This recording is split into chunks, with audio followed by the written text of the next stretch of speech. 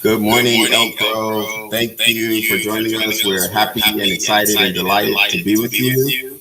We're gonna get started with an introduction. First, just give you some greetings, some words from the district. I know you're familiar with the face that you see, so I don't need to introduce. So I'll turn it over to you, Katie. Thank you so much, Dr. Holly. Good morning, District 59 staff. I am thrilled to have us all together this morning for our professional learning session focused on culture LITE. Our work in educational equity is a journey, and we know that this work will take time. As one step in that journey, this morning we are coming together to gain common understanding of culture. Our hope is that this is the beginning of ongoing and systemic work, and that it's not a one-time session. Every single staff member in District 59 contributes to inclusion and belonging through daily connections with other staff, with students, with families. I want to personally welcome our ed support staff and our staff who contribute to education of our students from outside the classroom to today's session. Can you guys hear me okay? Okay, great. So thank you to all of our groups for your presence and participation. We don't often have the opportunity to bring everybody in our family together. I'm really thankful we have one of those opportunities today. But before we jump in, I'm going to take a moment to share some district level actions that we've taken to advance our work in educational equity in relation to our strategic plan. In December, we completed and shared an internal audit of academic and behavioral disparities and our efforts to improve equity. Now we're taking steps to have an external review completed as well. Those two reports are going to inform years of equity goals and actions across our district. We've also engaged our administrative team in multiple professional learning sessions. We have surveyed staff and students through Panorama Education on topics of sense of belonging, diversity, inclusion, and cultural awareness and action. And those surveys indicated high levels of student sense of belonging, and also high needs related to cultural awareness and action, which brings us to today's learning. We have ongoing work to do to ensure high levels of inclusion and equity in our district. My hope is that today's session will give us common foundational understandings with which we can engage in that work. And now I have the pleasure of welcoming a national educator, author, and speaker to lead today's learning.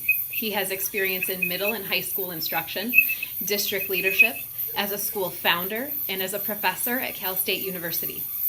He has worked with districts across the country, including many of our nearby districts, and he's currently the executive director of the Center for Culturally Responsive Teaching and Learning, which exists for making cultural responsiveness a meaningful aspect of everyday life. The center states, being culturally responsive is an approach to living life in a way that practices the validation and the affirmation of different cultures for the purposes of moving beyond race and moving below the superficial focus on culture. I am honored today to welcome Dr. Shiraki Holly to District 59. Dr. Holly, take it away.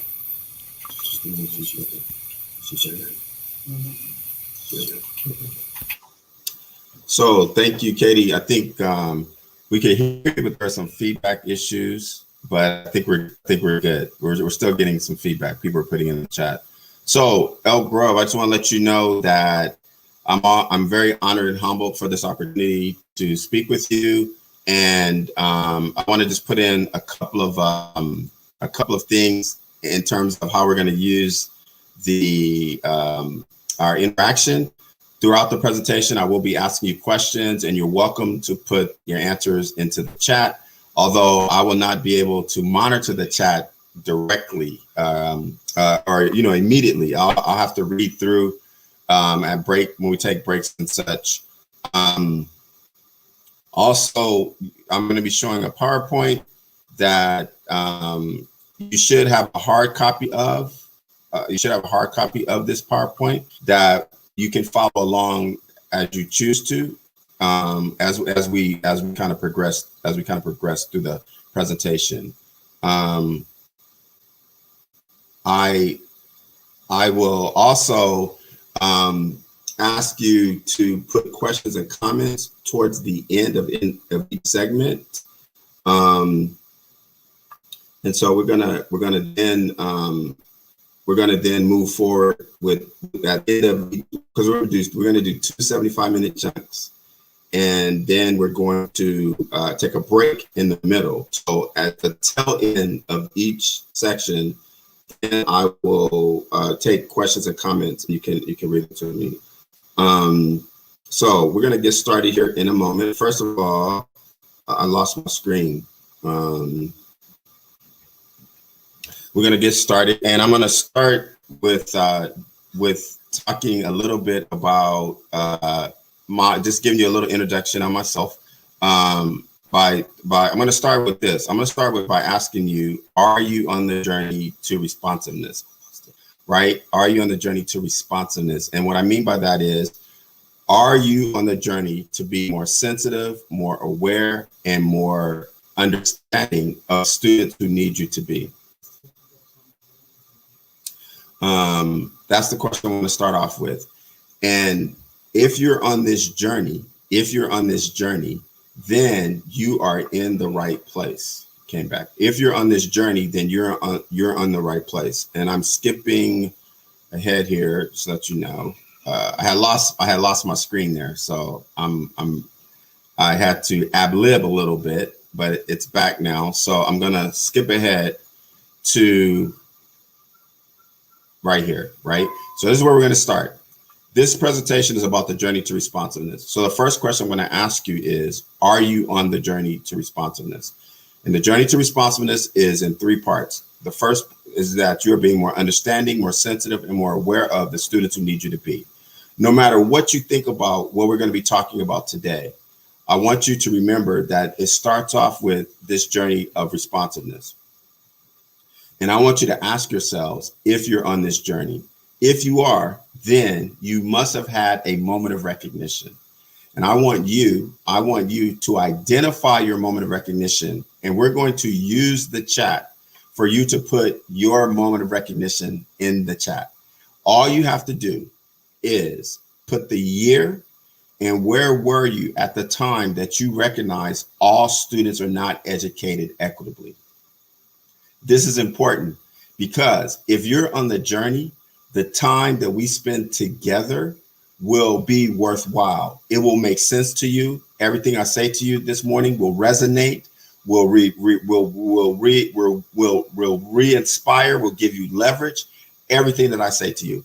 If you are not on the journey, though, you're going to be sitting there struggling. You're going to be sitting there going, I don't know what's going on. You're going to be sitting there saying, I'm wondering why we're doing this. So whenever I do a presentation, I begin with the journey. And has everyone had a moment of recognition? So I want to know that if you are listening to me right now, that you're on this journey to responsiveness.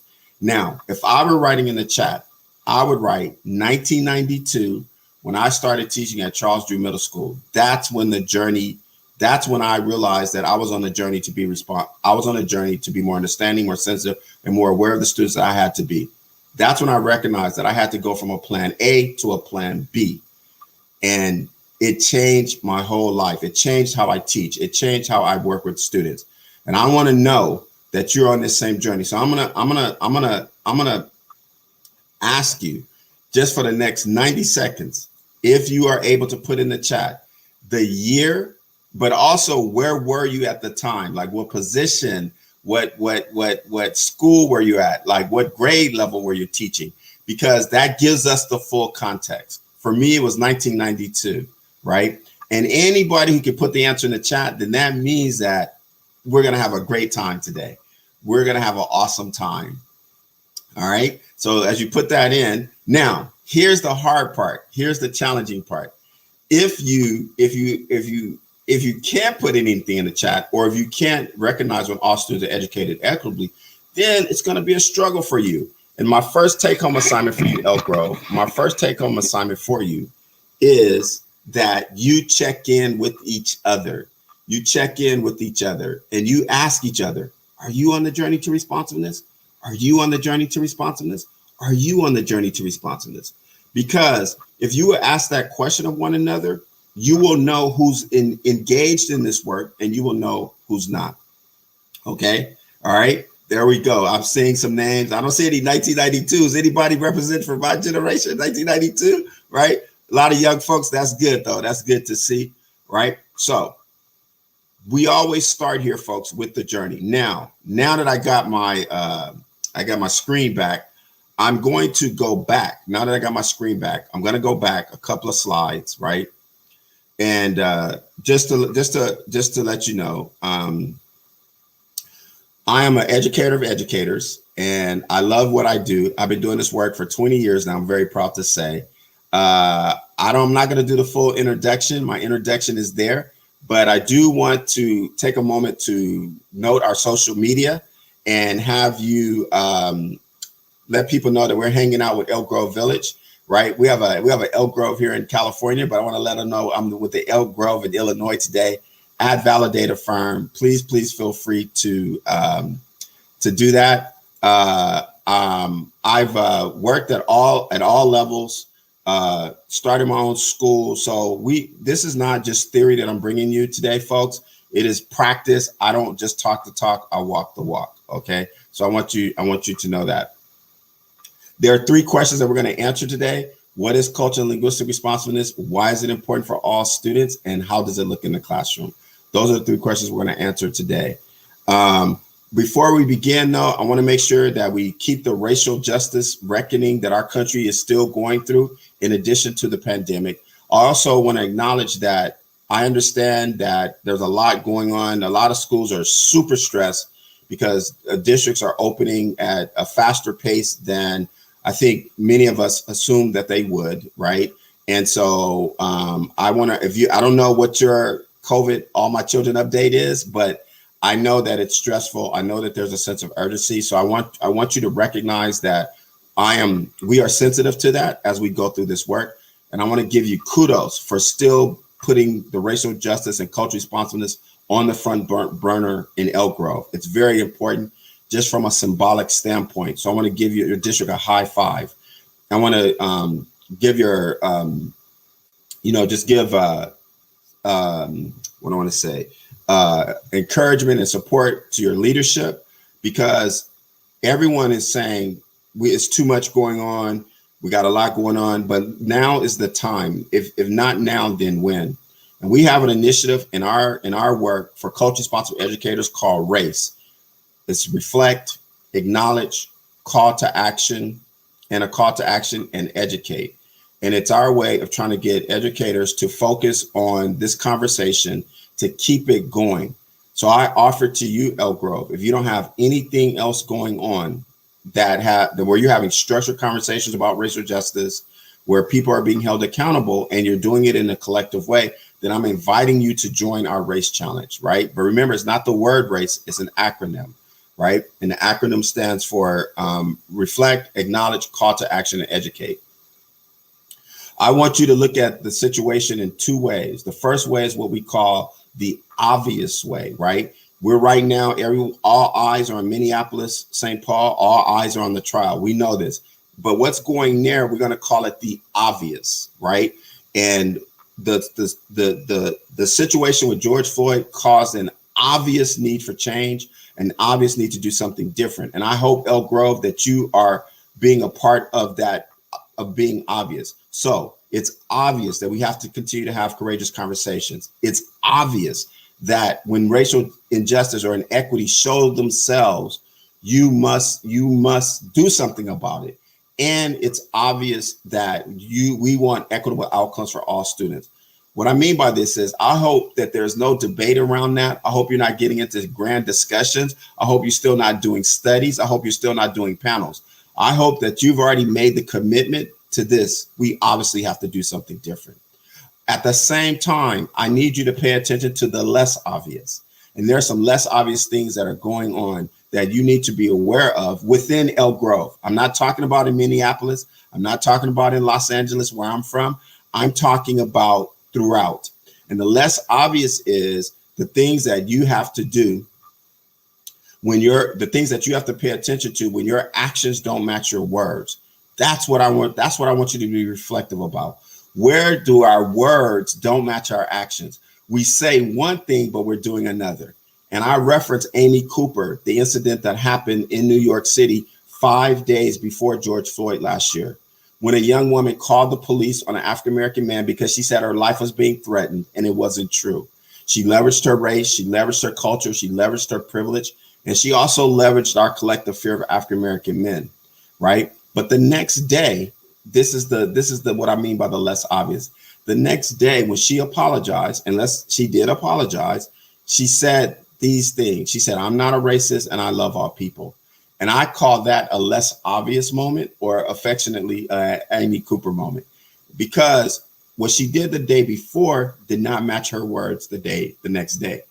Elk Grove, if you're going to have success with being authentically culturally responsive, then you're going to have to tease out these moments where you're saying you want equitable outcomes for all students, right?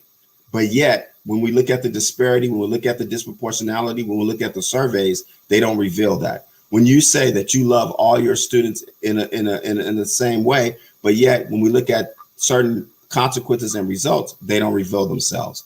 So your success will be finding the less obvious moments. And we want to help you keep the conversation going by having what we call 4 experiences that we've curated for you at the website, culturesponsive.org, Race Challenge, where you can have an opportunity to take a deep introspection, because any change is going to start with you. You can do some type of acknowledgement through ongoing conversations, especially with students. And we have recommendations for how to do that. Call to action. What are you going to do that's going to be different? What I call what's going to be the pre-George Floyd Elk Grove and what's going to be the post-George Floyd Elk Grove. What's going to be the change that you make individually and institutionally? And our last experience that we want you to have is to continue to educate yourselves. Knowledge is power. It is the #1 fight against ignorance and bias and prejudice, is to increase our knowledge. So we have curated a bibliography for you where you can read, you can listen, you can watch, and engage with other folks. Now, right now, we're involved in a race challenge. That means there are about 200 educators who come together every 2 weeks to talk about their experiences. We call it the Spring Race Challenge. It's too late for you to join this one, but there will be one in the summer. And I want Elk Grove to be a part of that summer race challenge. And I want you to commit to do something on an individual level. Okay. Now I'm starting all my presentations with this bit because I do not want us to forget about what we're trying to do in terms of bringing radical change and not just be reactionary to the moment. Now, with that said, that's going to let you know that our time together will be spent on terminology, methodology, and anthropology, right? That's how we're going to divide our time. Once again, we're scheduled for 3 hours, but it's really just 2 75-minute chunks, right? So we're going to go 75 minutes. So we will be ending at, we'll be breaking at 11 o'clock your time, 8 o'clock my time here in Los Angeles. And then we'll take a 30-minute stretch, reflect, kind of break, and then we'll come back and then we'll do the second half. And we're scheduled to end at 12:45 your time. So it's going to go very fast, folks. So I went here to ad lib because the technology was acting funny. So I came back. This is where we left off. You indicated your journey, right? So let's talk about that journey now, right? Your journey is in 2 parts, right? The 2 parts is a constant shift in your mindset and constant improvements in your skill set. What do I mean by constant shifts in your mindset? You're always checking in with yourselves around your beliefs, your attitudes, your dispositions, and you're saying, I have biases, I have prejudices, I have ignorances, I have misunderstandings, and I have to check in with myself. And you're constantly making mindset shifts, right? Okay. So this is not you, though. This is not you. This is not you. You don't walk around saying, I don't have biases, I don't have prejudices, I love all people, I treat all people the same, and I'm not a racist. That is not you. By the way, if you have to tell somebody that you're not a racist, it's not a good thing. Okay. It's not a good thing. Right. Okay. Now, when you are on the journey that we're referring to, you have a constant shift in your mindset. Skill set. You always know that you can improve. You always know that you can change. You always know that you can do something different. This is not you. This is not you. I've heard this all before. I'm already doing this. I'm woke, right? By the way, if you are woke, will you please go back to sleep? If you are woke, will you please go back to sleep? Because we don't need people just walking around woke all the time. We need people who are reawakening. We need people who are reawakening. So if you are woke, please go to sleep and reawaken, right? Because this is about a reawakening around this work, right? And you are committed to doing whatever you need to do to be better for the students who need you most. So the journey that we're on, it's about mindset and it's about skill set, all right? We have a particular skill set that we call the pool of CL activities. Our work revolves around 4 instructional areas, right? That I call the gateway, the gateways, and the gatekeepers, which I'll explain later. These 4 areas are classroom management, academic vocabulary, academic literacy, and academic language. And that's our quote unquote skill set. But in order to do these things, you gotta have the right mindset, right? So why do we need cultural responsiveness? Why do we need cultural responsiveness? Well, I want to give you 3 reasons, right, to think about. And I don't want you throwing out student populations, right? I don't want you throwing out student populations. So here are the 3 reasons, right? Reason number 1 is to increase student engagement. And here's the question that you have to answer. Do all students have a sense of belonging? That's the question you're going to have to answer.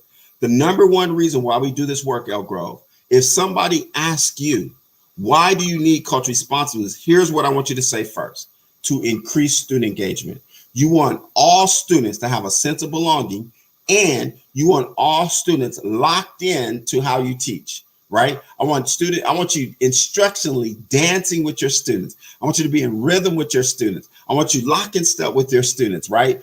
Dancing toe to toe, not toe on toe, right? Ask yourselves, am I dancing with my students instructionally? Is there a rhythm to how we're using our pedagogy? That is the number 1 reason why we do cultural responsiveness. We want every Elk Grove student to have a sense of belonging, and we want you dancing with your students instructionally. All right, let's go to reason number 2, right? And I want you to know that we have a definitive way to define engagement. We have a definitive way based on the work of 17,000 classrooms visits Can't Be Wrong, and also the work of people like Robert Manzano, right? So we know how to break down what we're looking for in a classroom in terms of engagement. So I don't want you to think it's some nebulous subjective thing. It's something that we go based on 8 different variables, okay? And you have that explained in the handout. Now, here's the second reason. The second reason is this: is your district the perfect district? That's the question. Now, I'm going to challenge you right now, and we're going to use the chat again. I'm going to challenge you right now, because the second reason why we do cultural responsiveness is to deal with inequities. Now, if you have the perfect district, just skip this part. If you're sitting there going, well, we're perfect, Elk Grove is perfect, then skip this part. But if you know that Elk Grove is not perfect, then I want to hear about some of your imperfections. So I'm giving you a sentence frame. In particular, I want to hear about your students' inequities. What are your students' inequities? Okay. And I mean, well, not what are your students' inequities? What are the inequities facing your students? I should say that. What are the inequities facing your students? Here's what I want to do. You see the sentence frame there. You have the sentence frame. Our students are being treated unfairly because. Our students are being treated unfairly because, right? And I want you to fill in the blank in the chat right now. I want you to fill in the blank in the chat right now. And this will tell me these are the inequities that we're dealing with, Shiraki and Elk Grove. It'll also tell me, are you going to be an honest district that speaks with courage? And I'm right. I want you to say, our students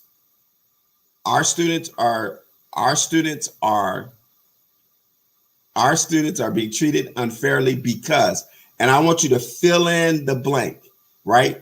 These are inequities, right? These are inequities that your students are facing. And I want you to be as clear as possible.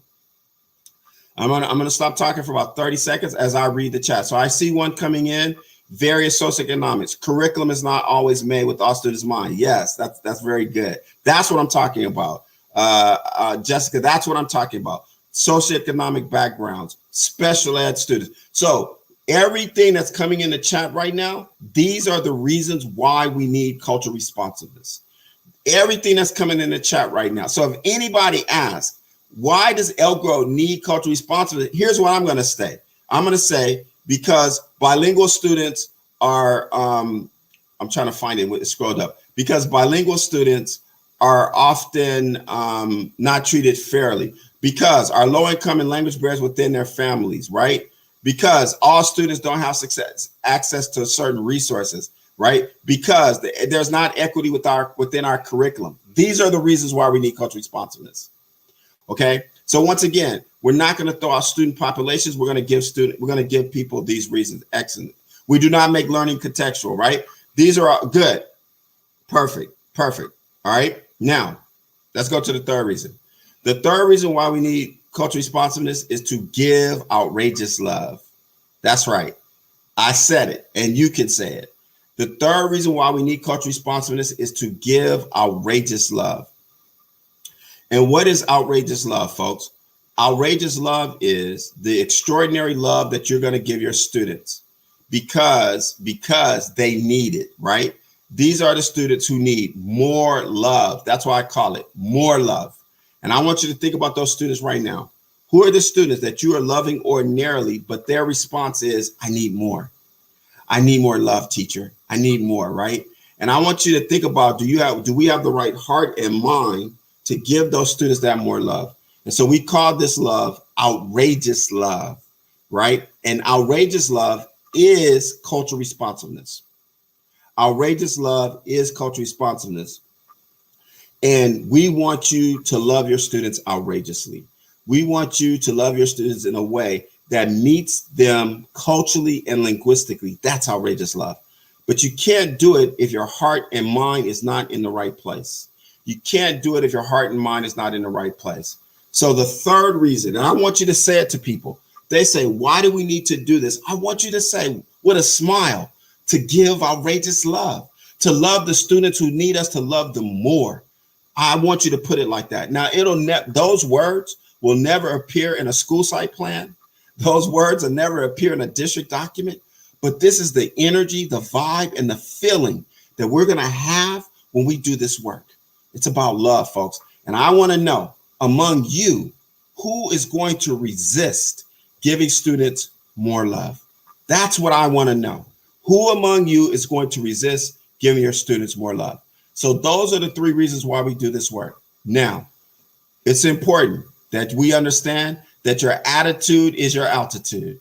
And I'm going to ask you to share with us, where are you in coming to this work right now? Where are you in coming to this work right now? Why? Because you always got to check in with yourself. I'm going to share with you 4 dispositions that researchers say come with any change and how we need to check in with each other.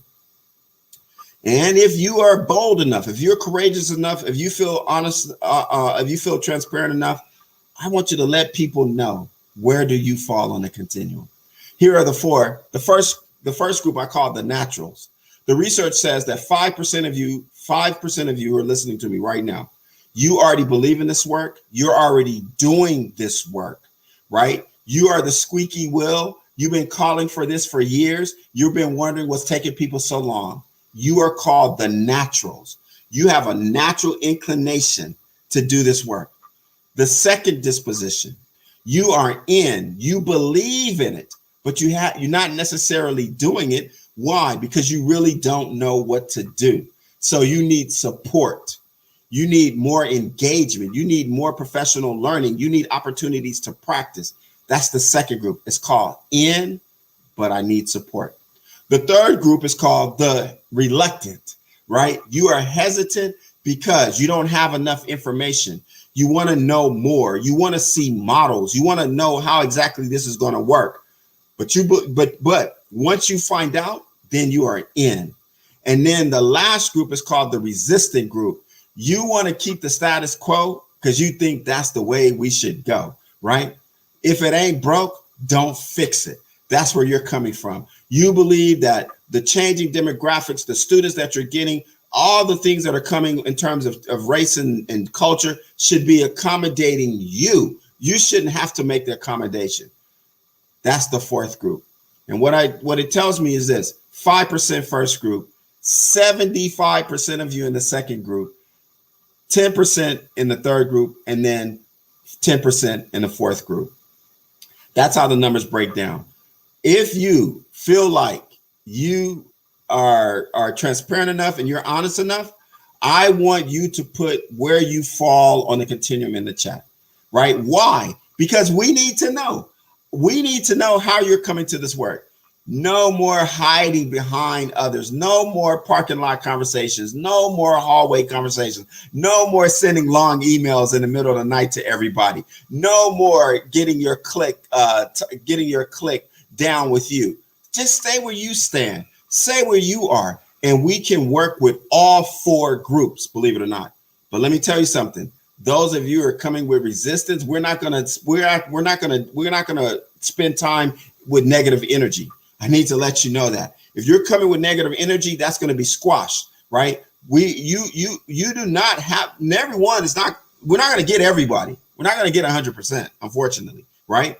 But as long as we can get 60 to 80%, Elk Grove, remember this, as long as we can get 60 to 80%, we can make this go. We can make this work. And those people who are not going to do it, we're going to call them the control group. Okay, we're going to call them control group. And that data that Katie presented at the beginning, we're going to compare that data. And we're going to say, wow, teachers and people who are subscribing to Outrageous Love, they're seeming to get higher results than people who are not. And that means that we're going to have a different conversation. So I'm going to check the chat real quick and see who's willing to share. Where are you? In with support. Now notice, we rarely get any folks who are going to put in resistant, right? And this is the problem. The resistant people don't want to speak out. The resistant people don't want to say their claim. But I'm telling you, Elk Grove, if you're going to do this work successfully, you're going to have those people. We got to know who they are. Even the reluctant people, we got to know who they are. So here's your second homework assignment. I want you to check in with each other. Say, what is your attitude and how is it contributing to your altitude? I want you to check in with each other all throughout this work. I want you to check in with each other. All right. Okay. We got a lot of naturals there. All right. Now let's talk about what cultural responsiveness is. Because I need you to know your brand of CLR. First, separate equity. Equity is the umbrella term. Equity is the overall term. Okay. I don't know much about your district, but I hope you got an equity department. I hope you got an equity coordinator. I hope you got an equity liaison. I hope you got some place within the district where issues of equity can be dealt with directly. I hope you got an equity and inclusivity resolution in your board minutes. I hope that you have equity front and center. But here's the point. Equity is the umbrella term.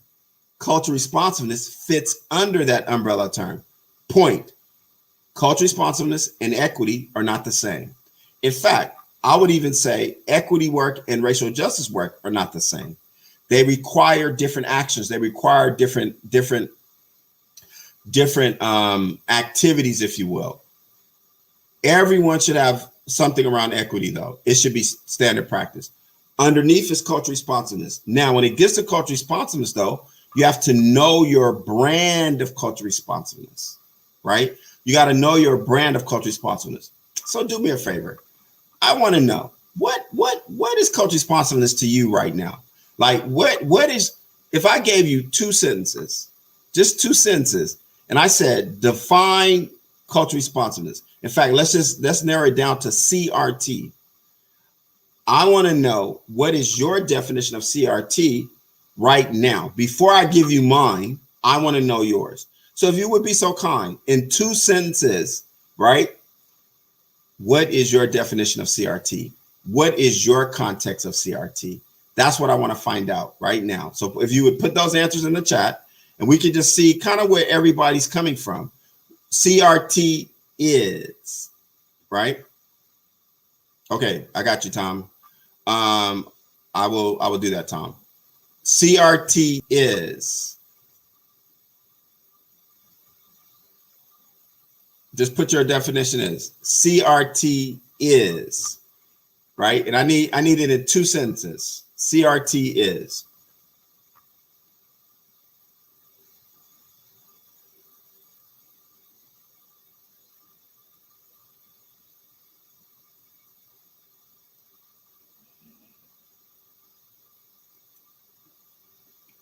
They're coming in. That's good. That's good.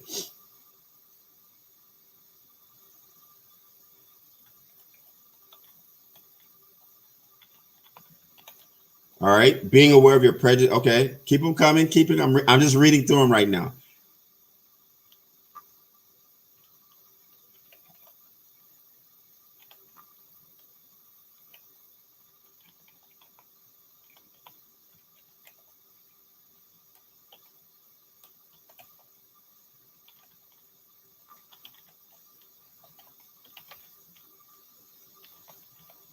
All right. Still reading. Still reading. Keep them coming. Keep them coming.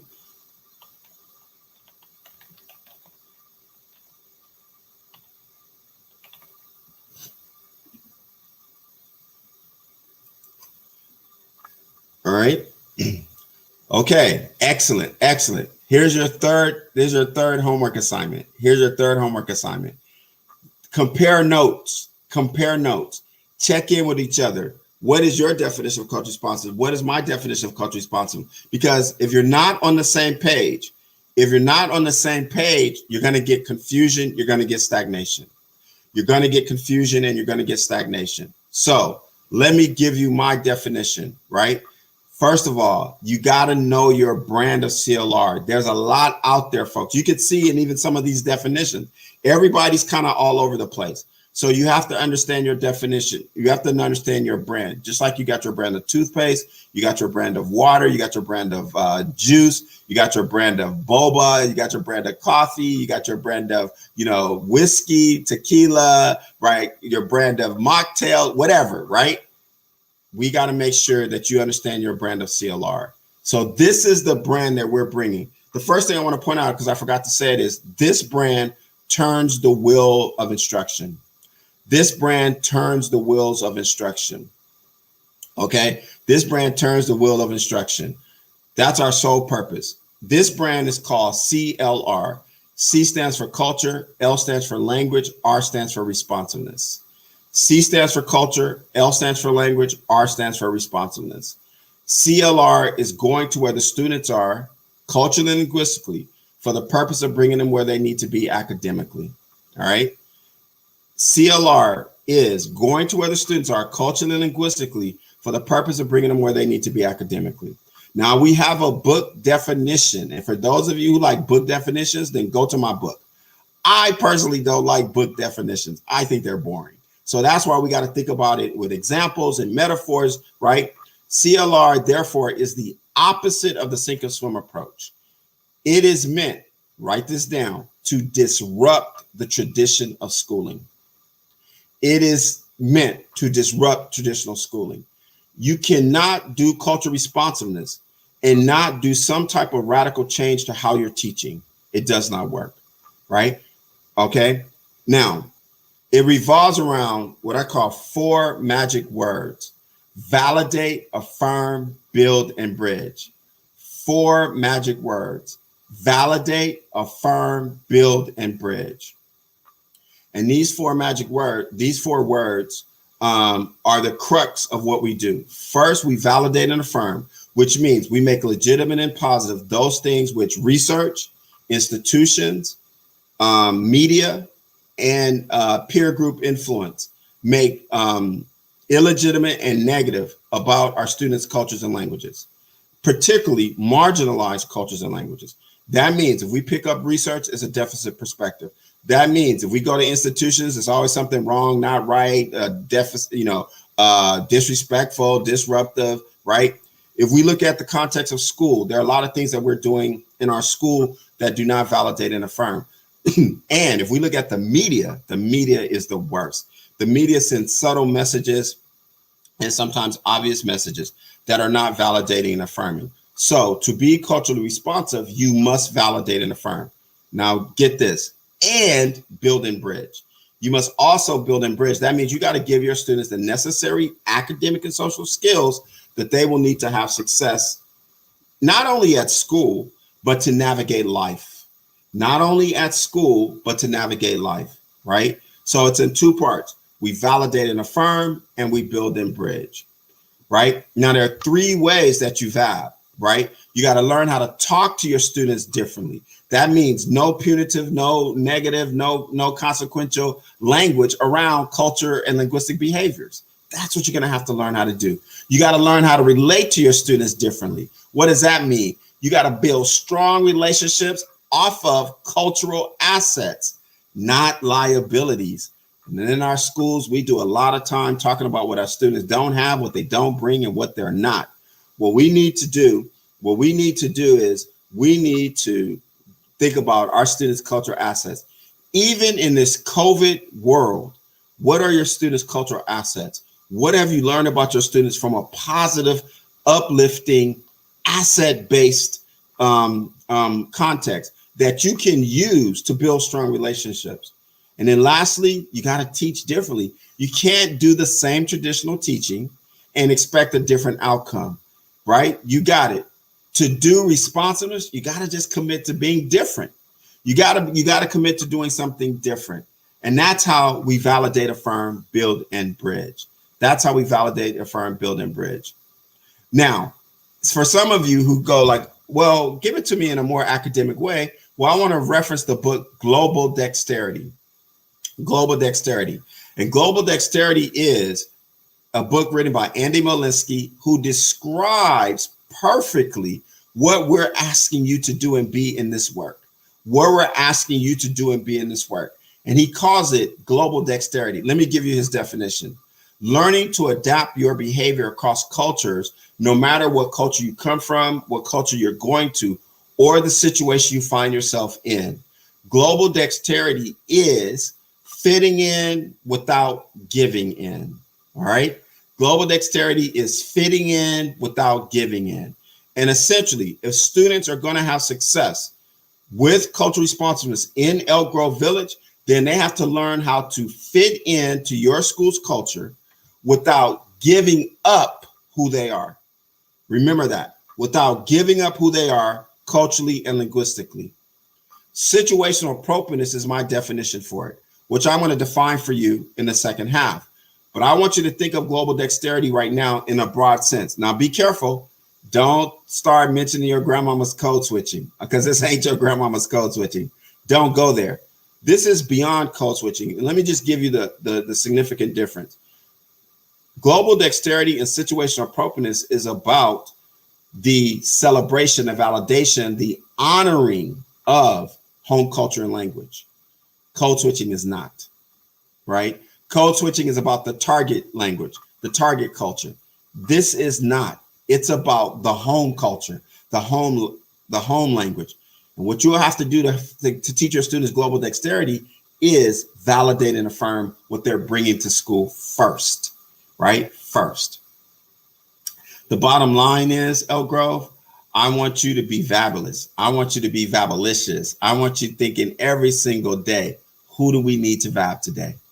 I want you thinking every single day, who do we vab today, right? Who do we validate and affirm?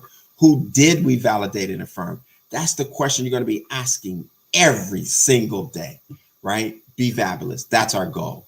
Now, sounds good, feels good. Trust me, a lot of people they go like, oh yeah, I can get with this. But here's the issue.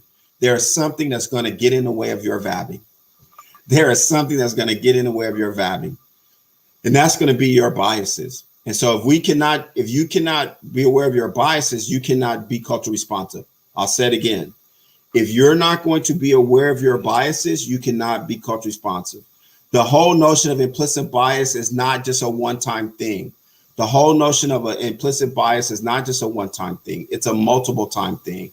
And so you have to have you have to be in check with your blind spots. So I referenced 2 books. The first book is called Blind Spot: The Hidden Biases of Good People.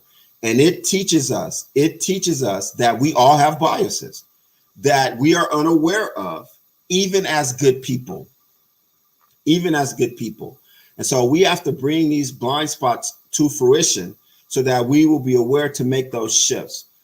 This is the book that is the basis of the research behind implicit.harvard.edu. You know, that's the website where you can go and you can get your biases sort of rated, if you will, and they flash an image and you have to make a quick choice, right?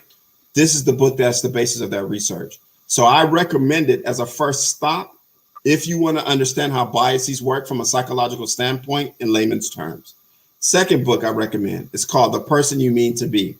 And it's a companion piece because in this book, it says we need to stop being good and then just be goodish, right? Stop trying to be good and let's be goodish.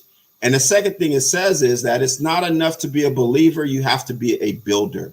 So the question that I want you to ask on the individual level, how am I being goodish? And then how am I being a believer and not being a builder? And what do I need to do to become a builder? And this book is really pushing that we move towards actions and not words, that we move towards doing things and not just conversations, that we move towards professional practices, not just doing professional learning, right?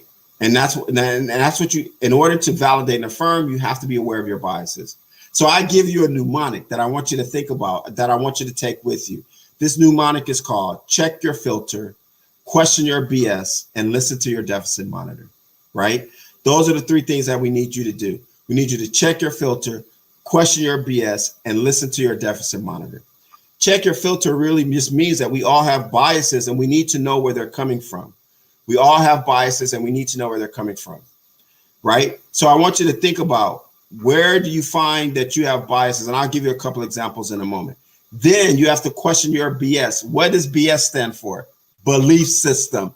I know you thought it stood for something else. I know you did, but it stands for belief system. And then you have to listen to your deficit monitor. The deficit monitor is a little voice or sound you have in your head that tells you you're thinking with bias or prejudice. And when you hear that voice, when you get that feeling, you have to stop. And that's where the mindset shift occurs, right? So I want you to think about it, right? I want you to think about, when do you have sort of like these first thoughts that may be prejudice, that may be misunderstandings, that may be misperceptions.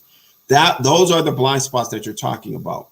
So for example, I realized that recently I had a student who wanted to have me as their Black History Month project last month. I had a student do that. I had a bias about who I thought that student was going to be. I assumed that student was going to be Black. And come to find out, when I Zoom bombed the class, so the student did a presentation on me, which was really cool. And then I Zoom bombed the class so the youngsters, 3rd graders could ask me questions. I didn't meet the child until I Zoom bombed the class. We were just corresponding via email. And when I got to the class, I realized that the student was not Black. And at that moment, I realized my bias. Like, I had a bias that only a kid who would want me for Black History Month would have to be African American or Black, right? And so immediately I had to question my belief system. Not only what did I believe about myself, but also what did I believe about these youngsters? In fact, there were no African Americans in the class, right? And so it was a very startling moment for me, how much assumption I had made. But in that moment, I listened to my deficit monitor and I immediately made a shift, right? I immediately made a shift, and I appreciated and I valued not only the young man who was doing a report on me, but also all the other youngsters in that class. And that's how this is supposed to work, folks. You're supposed to be able to acknowledge your first thoughts. Then they'll question your belief system. But here's the most important part: make a shift, right? In fact, in our work, we have a mantra. It may be your first thought. Don't let it be your last thought. It may be your first thought. Don't let it be your last thought. That's our mantra. Here's the issue. A lot of us have not been allowed to admit those first thoughts without being considered a racist, bad person, jerk, bigot, whatever. I'm here to tell you that everybody today has those first thoughts. We all do. Everybody who's listening in right now, we all have those first thoughts. Our goal, though, is to make a shift and make sure it's not our last thought. Let me make it plain for you. If you're going to have success with authentic cultural responsiveness, then you're going to have a culture that allows for folks to come together and admit their first thoughts. But it's with the agreement that you will not let it be your last thought. That's the deal that we make. So right now, just practice. Go with me to the grocery store. Who's in the grocery store with you? Who's in the grocery store? Look around the grocery store. What are your first thoughts? Go to the gas station. Look who's pumping gas around you right now. What are your first thoughts? Right? Go on your street. Who are the people walking up and down your neighborhood? You may not recognize them. What are your first thoughts? Go to your classrooms. Go to your schools. Who are the parents bringing the kids to school? Who are the students in your classrooms? Look at them right now. Look at them. What are your first thoughts? And whatever your first thought is, you got to consider if it's a bias, a prejudice, a misunderstanding, and then you got to make a shift. That's the hard part of this work. That's the ongoing part of this work. That's what we're going to have to learn how to do together.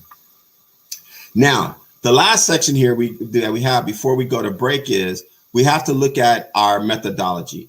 I want to make sure that you understand that this is a focus on pedagogy, not content.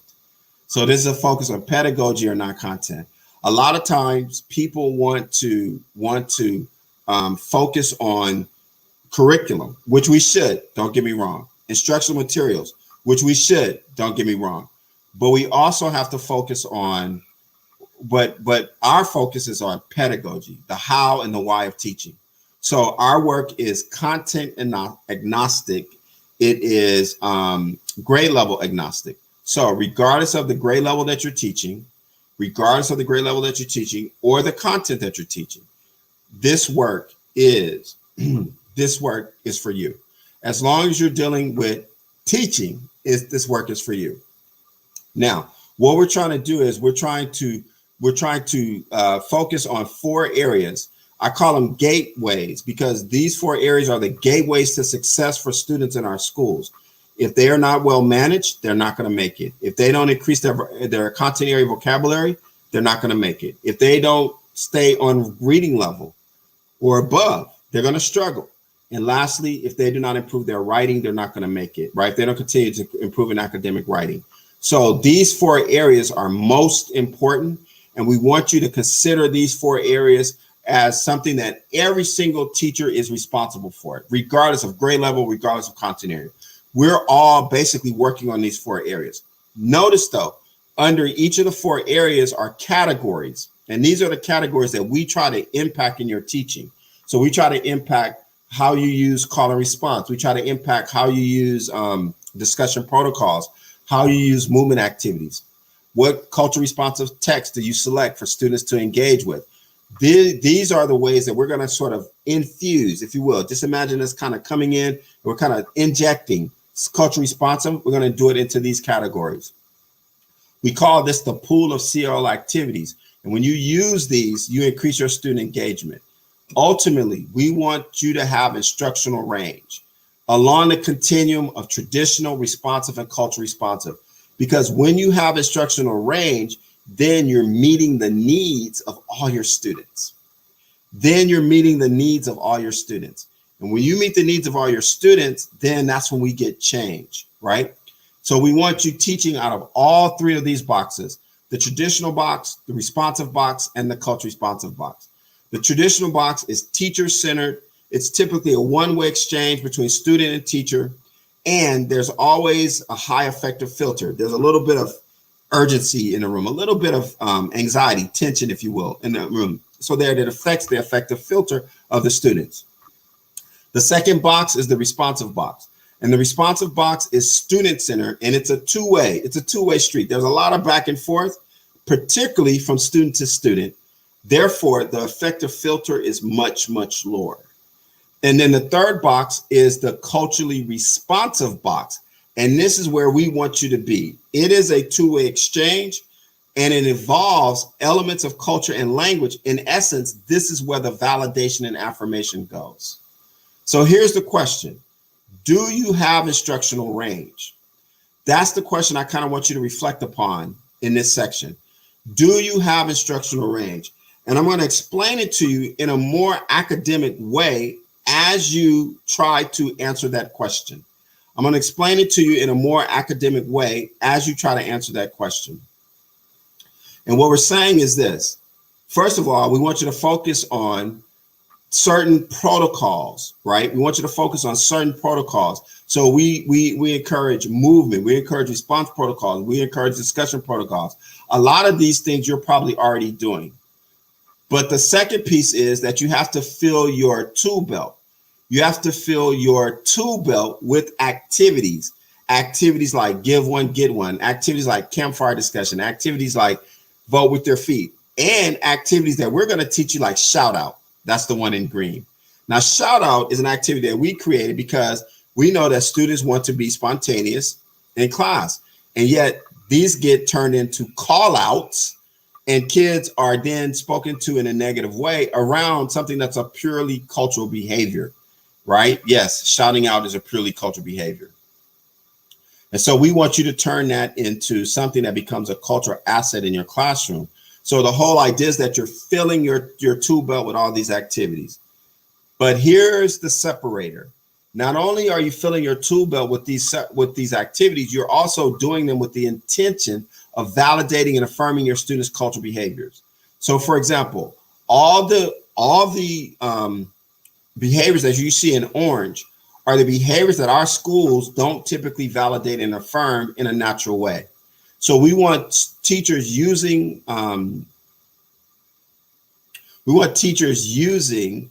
the activities to validate certain cultural behaviors. So when you do a shout out, which has instructions, by the way, it has directions, then you know you're validating and affirming your students' spontaneity and not going negative, punitive, and consequential with them. And we'll talk about that later after we break. When you do give one, get one, you know you're validating cultural greetings. You know you're validating sociocentrism. These are the behaviors that we're going to teach you in our long term. We're going to teach you why they're cultural, how you might be validating, how you might be having a bias, and then how you can validate and affirm. The behaviors in red are the ones where are more traditional. So you're not having to abandon your traditional teaching. So don't panic, right? You're still going to have students raising their hand. You're still going to have students doing moment of silence. But notice the behaviors in blue are the behaviors then that are more in alignment with school culture, such as taking turns, such as individualism. And so we want your instruction to be a balance of these behaviors, right? And you do that by doing certain activities. That is our pedagogy. And that's what we want you to do. That's what we want you to be. Elk Grove, that's the long term of this work. You will not get that level of use by just one session. This session is meant just to lay it out so that you understand what we're trying to do and what we mean by instructional range. Because for you, it may mean something different. We know from research that when you teach this way, you will increase your student engagement. We know this from research, that when you teach this way, you will increase your student engagement. Here's the good news, though. You also will decrease disengagement. And disengagement, as you know, has been linked to classroom management and discipline issues. Disengagement has been linked to classroom management and discipline issues. So we want you to think about how your teaching or how your instruction could actually be leading to issues of classroom management because students are not engaged. That's important. So we actually feel like, we actually know, I should say, that this way of being culturally responsive, it affects many different areas, but it all sort of just revolves around the instructional piece. It all revolves around the instructional piece. What I want to do right before we go to our break. So if you have any questions or comments, I want you to put them in the chat right now. And I will address the questions, right? Any questions or comments, we're going to ask you to put them in the chat right now before we go to our break about anything that's been said right now. Just put them in the chat and I will address them right now. And we'll fix the sound during the break.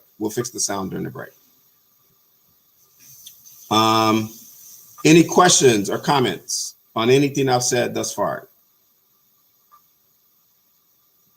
I usually get one or two questions or comments.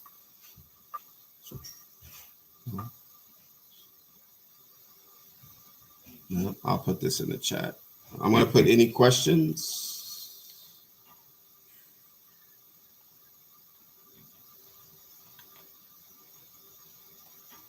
No questions?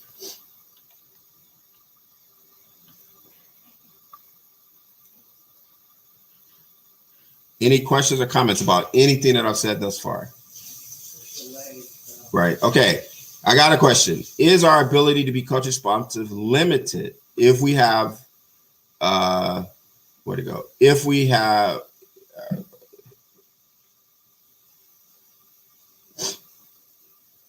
no, I'm answering Allison's questions about, is our ability to be culture responsive limited based on our own culture influence? And the answer is no. It's not. In fact, it works the opposite way.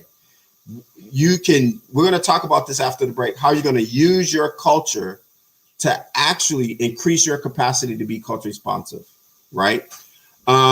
This can be adopted during COVID. We've done that. We've made it for the virtual classrooms. Let's see here. I'm looking for questions here. I'm getting comments. Thank you. I'm sorry for the technology issues, but we'll get it fixed. No worries there. So we have a remote learning piece to this work that it fits with COVID. We've been doing it for a whole year, and I could talk a little bit more about that at the end, right?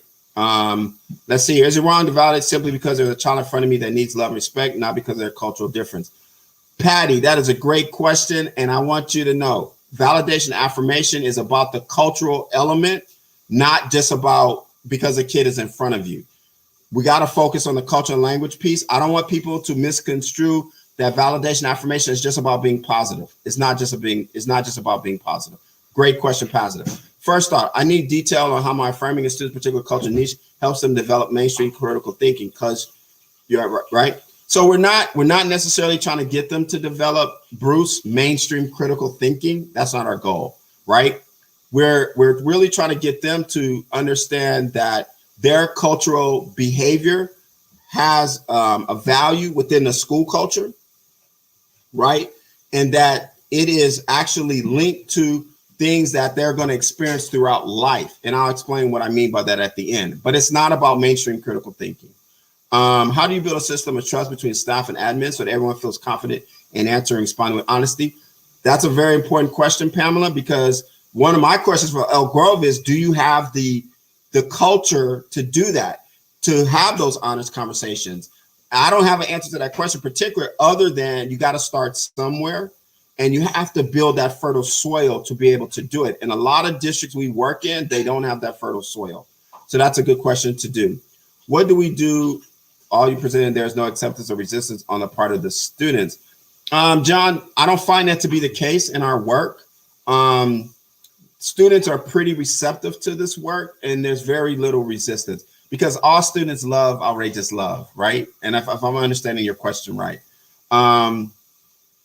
Okay, so I'm waiting for more. How do we identify and lay foundation to enhance the culture of staff?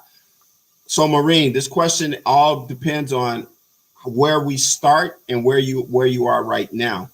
I don't really know where Elk Grove Village is around this work. So a lot of it has to do with where we're going to start.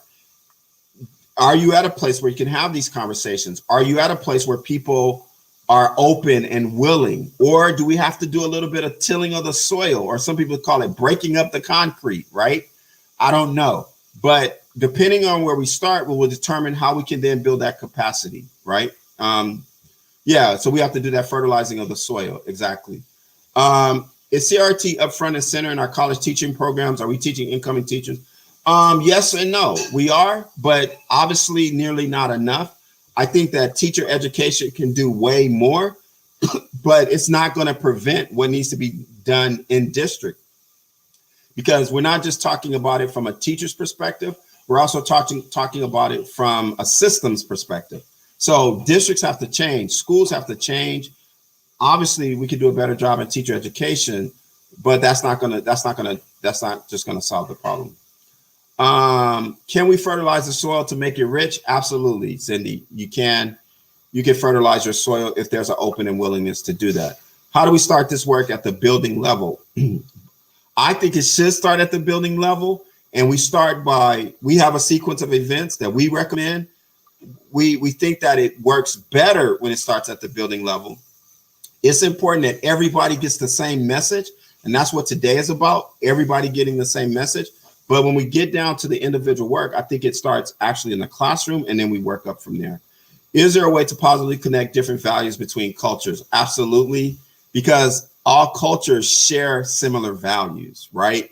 So if the connections are easy, and we're more alike than we are different. All right. Okay. I agree with you. I agree that this needs to happen at the building level. That's where it starts, because every building is different, right? And so we need that. Okay. How do you hold teachers accountable that are not buying into CRT? There are two answers to this question. First, we're going to focus on the ones who are buying into CRT, right? We're going to focus on the ones who are buying into CLR. We're not going to give the ones who are not all our energy. We're not going to give the ones who are not all our energy. Second question is the leadership and the second part is the leadership and the administration have to, in effect, have a system in place where they're going to circle back with teachers who are going to be resistant. But we're going to give everybody a chance. Anthony Muhammad calls it the bus model. And we got to make sure that teachers are on the bus, right? And we're going to give them multiple opportunities to get on the bus. That's what we're going to do. Okay. I'm going to do one more question. Let's see, one more question, and then we're gonna take it to a break.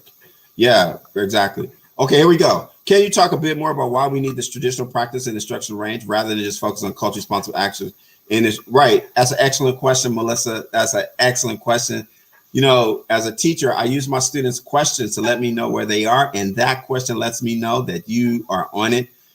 Let me tell you why. Because traditional teaching is a part of schooling. Traditional teaching is a part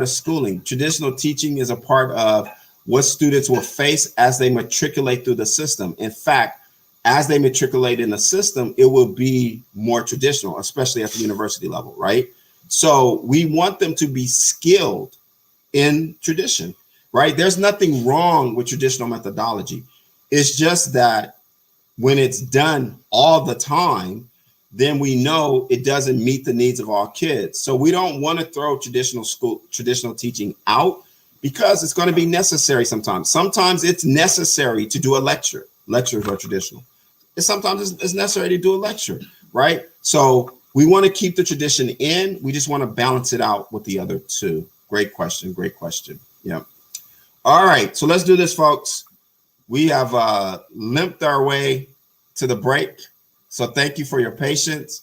What I'm going to do is I'm going to kind of give us a little extra time here. And we're going to go to the break right now.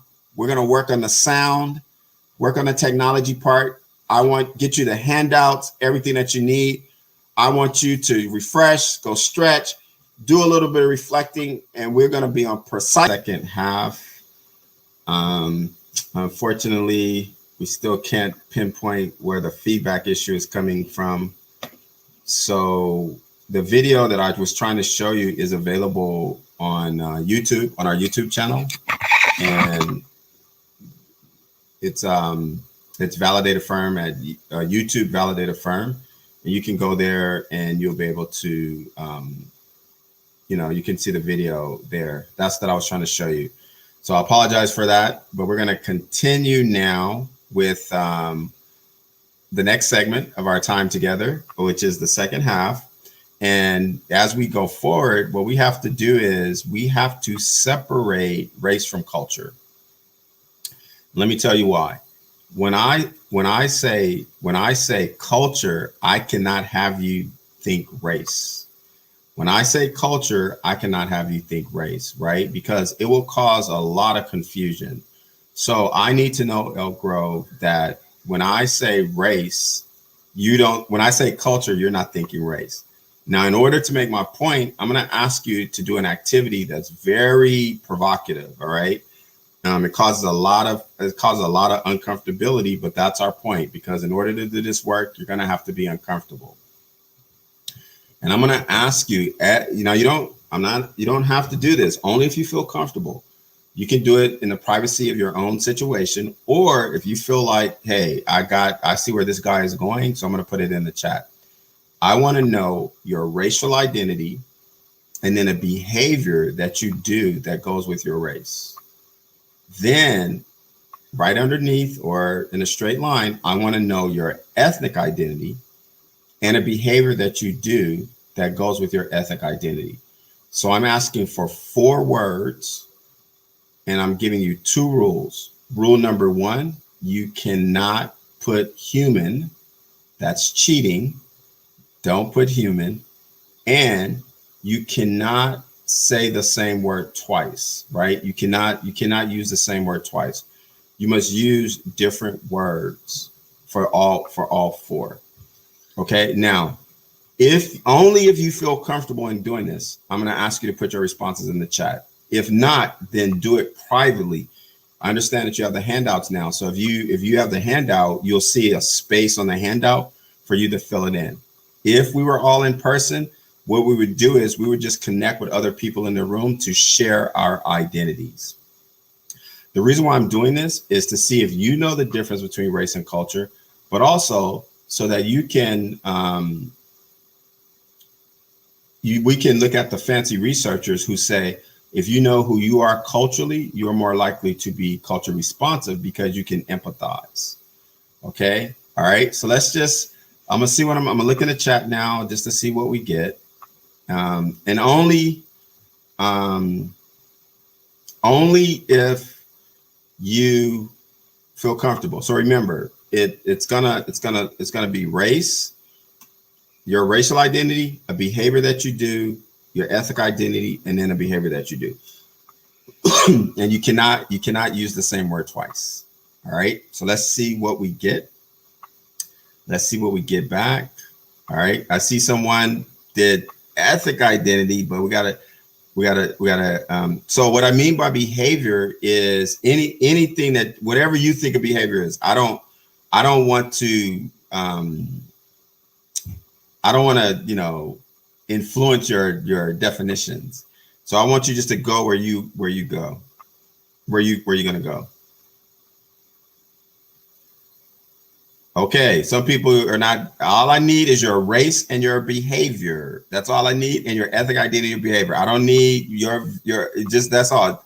Just stick to the prompt. Stick to the prompt.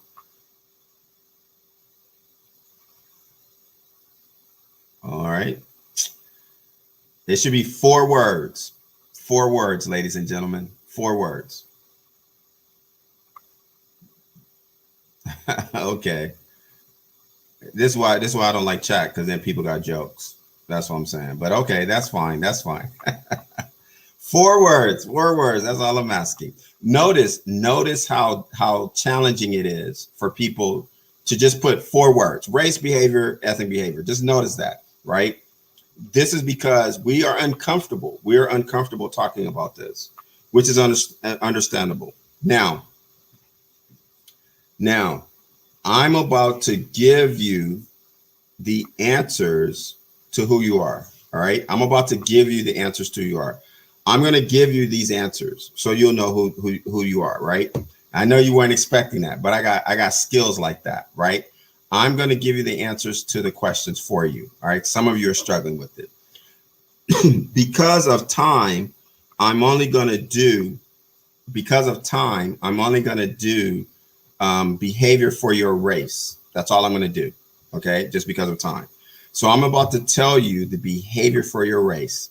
Here it goes. Are you ready? Are you sure? Okay. You should have left it blank because there is no behavior that goes with your race. You should have left it blank because there is no behavior that goes with your race. The first lesson that we have to take away from this is race has nothing to do with our cultural behaviors. Race has nothing to do with our cultural behaviors. Okay, right? So we cannot link the two. In fact, when we link the two, we got a name for it. We call it racism. We call it generalizations. We call it stereotyping. So hopefully you did not fall for my trick and filled in race for behavior, because there is no race that goes with our behavior. Okay, there is no race that goes with our behavior. This is the important point I want you to take away. In fact, culture is not race and race is not culture. Culture is not race and race is not culture. There is no link between the two. There is no link between the two. Okay, it's important. This is very, very important, because when I say culture, I cannot have you thinking race, right? Not only that, I do not want you thinking of your students' cultures by looking at them through a racial lens. So we have to learn how to move beyond race, but not move beyond racism. I'll say it again. We got to learn how to move beyond race without moving beyond racism. Okay? Because actually, racism comes before race. And I don't know if you can understand that, but it's true. Racism comes before race, right? So we have to understand that our students have a racial identity that is very different from their cultural identity, right? And I call that identity the rings of culture, the rings of culture.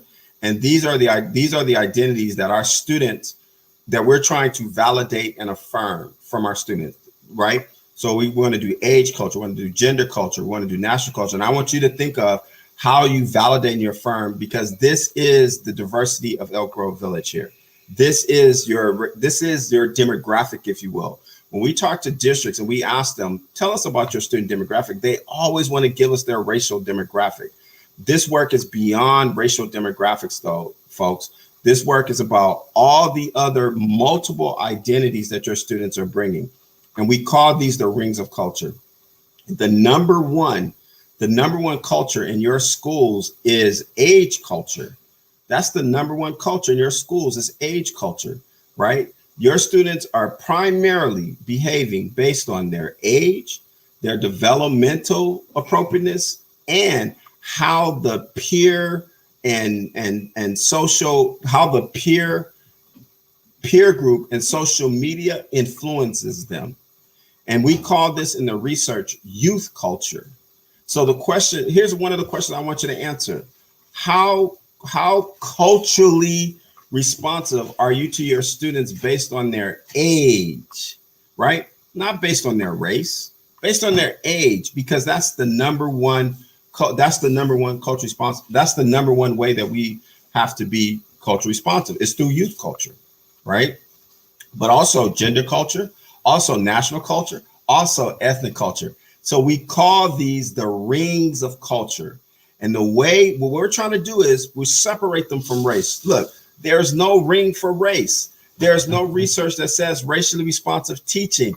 You will not find it. You will not find it. So that's why we focus on culture. That does not mean, though, folks, we ignore racism. Don't get it confused. That does not mean that we ignore racism, right? Okay, so here is an example of a school that does not practice youth cultural responsiveness. Why? Because in this school, the students have to walk around all the time like this. That's right. Hands at the side, straight up, right? Okay. Where there are only two places in life where you got to walk around like this all the time, right? Those of you who are familiar with the school to prison pipeline, here's where it starts. It starts in elementary school. So this is a non-example. This is not being youth culture responsive. And I'm hoping in Elk Grove Village, your students aren't walking around like this. For some of you say, I hear you. I hear what you're saying already. Don't even go there. You're saying, what is he saying? You can't walk in lines anymore? I'm not saying that. So don't go there. I'm not saying that. What I'm saying is that we don't have to walk around the school like this all the time. That's what I'm saying. No different than right before the break, I said, we don't have to do traditional teaching all the time. We can mix it up. And the same thing here is we can mix it up. These students can be taught to have global dexterity on how they walk around the school, or as I call it, you'll see soon, situational appropriateness, right? Situational appropriateness, right? That means boys and girls, we're going to the media center. How should we walk to the media center? Boys and girls, we're going to the cafeteria. How should we walk to go to the cafeteria? These students are getting ready to go to recess. Can you tell? Can you see the recess look on their faces? Of course not. Why would we go to recess looking like this when recess is the most exciting thing in life for me as an 8-year-old at my elementary school? See, right? So we got to rethink this. We got to look at this in a different way. So this would be a non-example.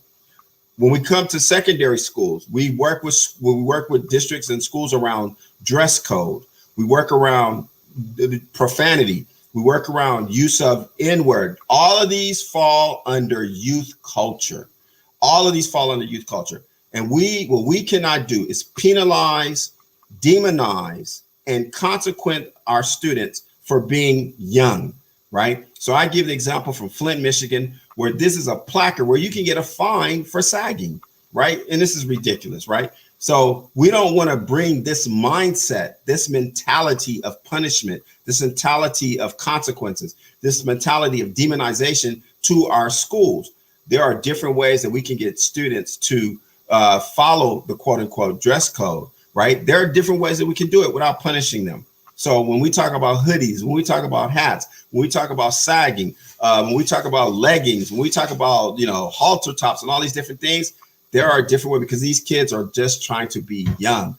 I want you to think about when you were young and what you were wearing, that your parents told you, you better go change those clothes right now, right? I want you to think about that, right? It's the same dynamic here. The difference, though, is now we're demonizing and we're punishing and we're consequencing kids, when back then it was just a simple, just go change your clothes, right? And so we need to rethink how we are punishing kids for being young. My point is that this is about culture, folks.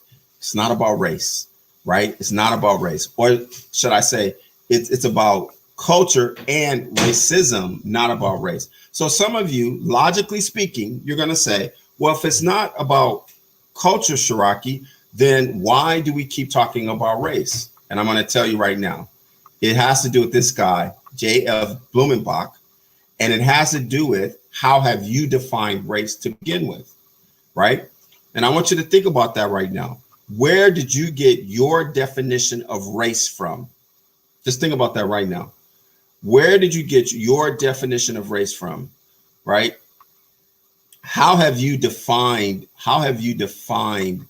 it for yourselves? Did you get it from school? Did you get it from research? Did you get it from some type of degree? Like how have you defined race? Okay. That's how I want you to think about it right now. And I'm going to give you who I blame for this. And his name is J.F. Blumenbach. J.F. Blumenbach was a German anthropologist who did the first scientific study on race. And he is responsible for us having the view of race as we do. He was a German anthropologist, and his research question was very straightforward. His research question was, who is the most beautiful race on earth? Now, the great news is you're not sitting in front of me, you're sitting in front of your computers, so you can look it up for yourself. I don't want you to take my word for it. And he began to do this research, right? He searched all over the world in Europe. That's a joke. Hope you got it. He searched all over the world in Europe, and he found an area that we know today as the Caucasus Mountains. And when he got to the Caucasus Mountains, right, he said, these are the most beautiful people on earth. They have the most beautiful eyes, the most beautiful ears, the most beautiful noses. And he named them, you got it, Caucasians. And that's where the term Caucasian originates from. It originates from J.F. Blumenbach. And I'm putting forth to you today that he put forth a mindset that has stayed with us from the very beginning, that we still hold today, but a lot of us don't realize that we're still holding on to J.F. Blumenbach's view. Now, he left us with two legacies. Legacy number one is he gave us what's known as the original five.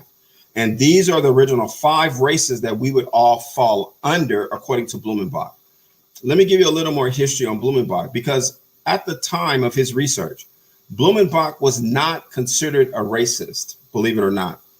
The problem is his research was used by racist scientists known as the eugenic scientists. And they used his race, but they weren't doing classifying. They started doing rankings. And those rankings were meant to defend or rationalize the notion of what we call white supremacy, right? And those were the eugenic scientists. You can look that up for yourself as well. People, though, who know Blumenbach, and I've had PhD anthropologists in my sessions, please understand that, always want me to say that at the time, Blumenbach wasn't a bad guy. And I reckon I'm a card-carrying member of the Blumenbach Society, right? There's a Blumenbach Society even today that is protective of his research and his name so that he's not included in the other sort of racist scientists. It's really just an academic point, though. Like some of you are like, why are you telling me this, right? It's an academic point because the bottom line is race is arbitrary. This guy was just making it up as others have just made it up. He was onto something, though, in his geographical explanation of race, which we will talk about momentarily.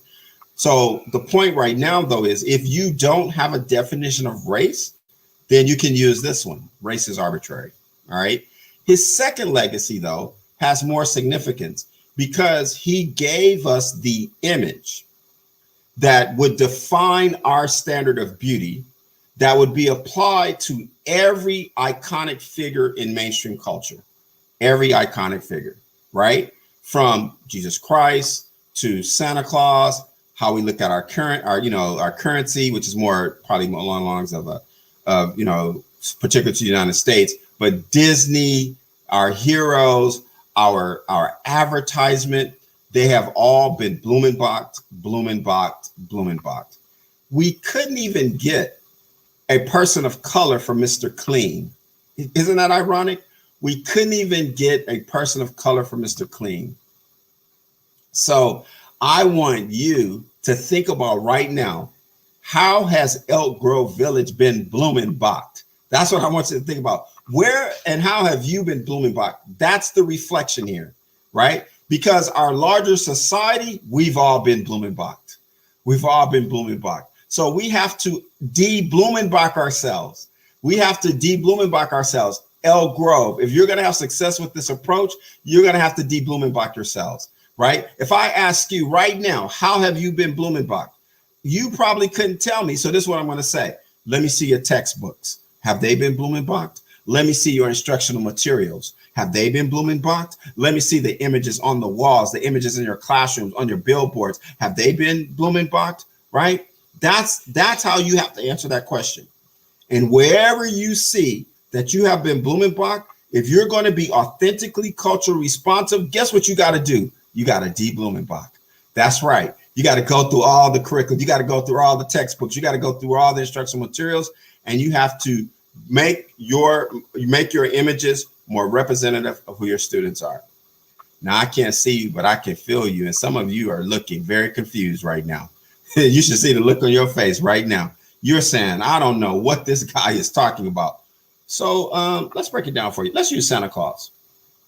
Now, this is a Blumenbach image of Santa Claus, right?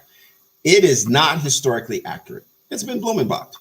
Now, never mind the fact that Santa doesn't exist. We'll just ignore that fact for right now. And if you just found out, I apologize, but you needed to know. It's 2021. It's about time you found out. What we're saying is, if you follow the folklore of Santa, then you'll know that many people attribute it to the story around St. Nicholas. St. Nicholas was Turkish. St. Nicholas lived in the area that we would call Turkey today. Now, here's the question. Have you ever seen a Turkish Santa? Have you ever seen a Turkish Santa? Have you ever seen an image of a Turkish Santa? Think about it. Let me answer it for you. Hell no, you have not, right? Why? Because we've been presented with this image of Santa all our lives. And I call it the Blumenbach image, right?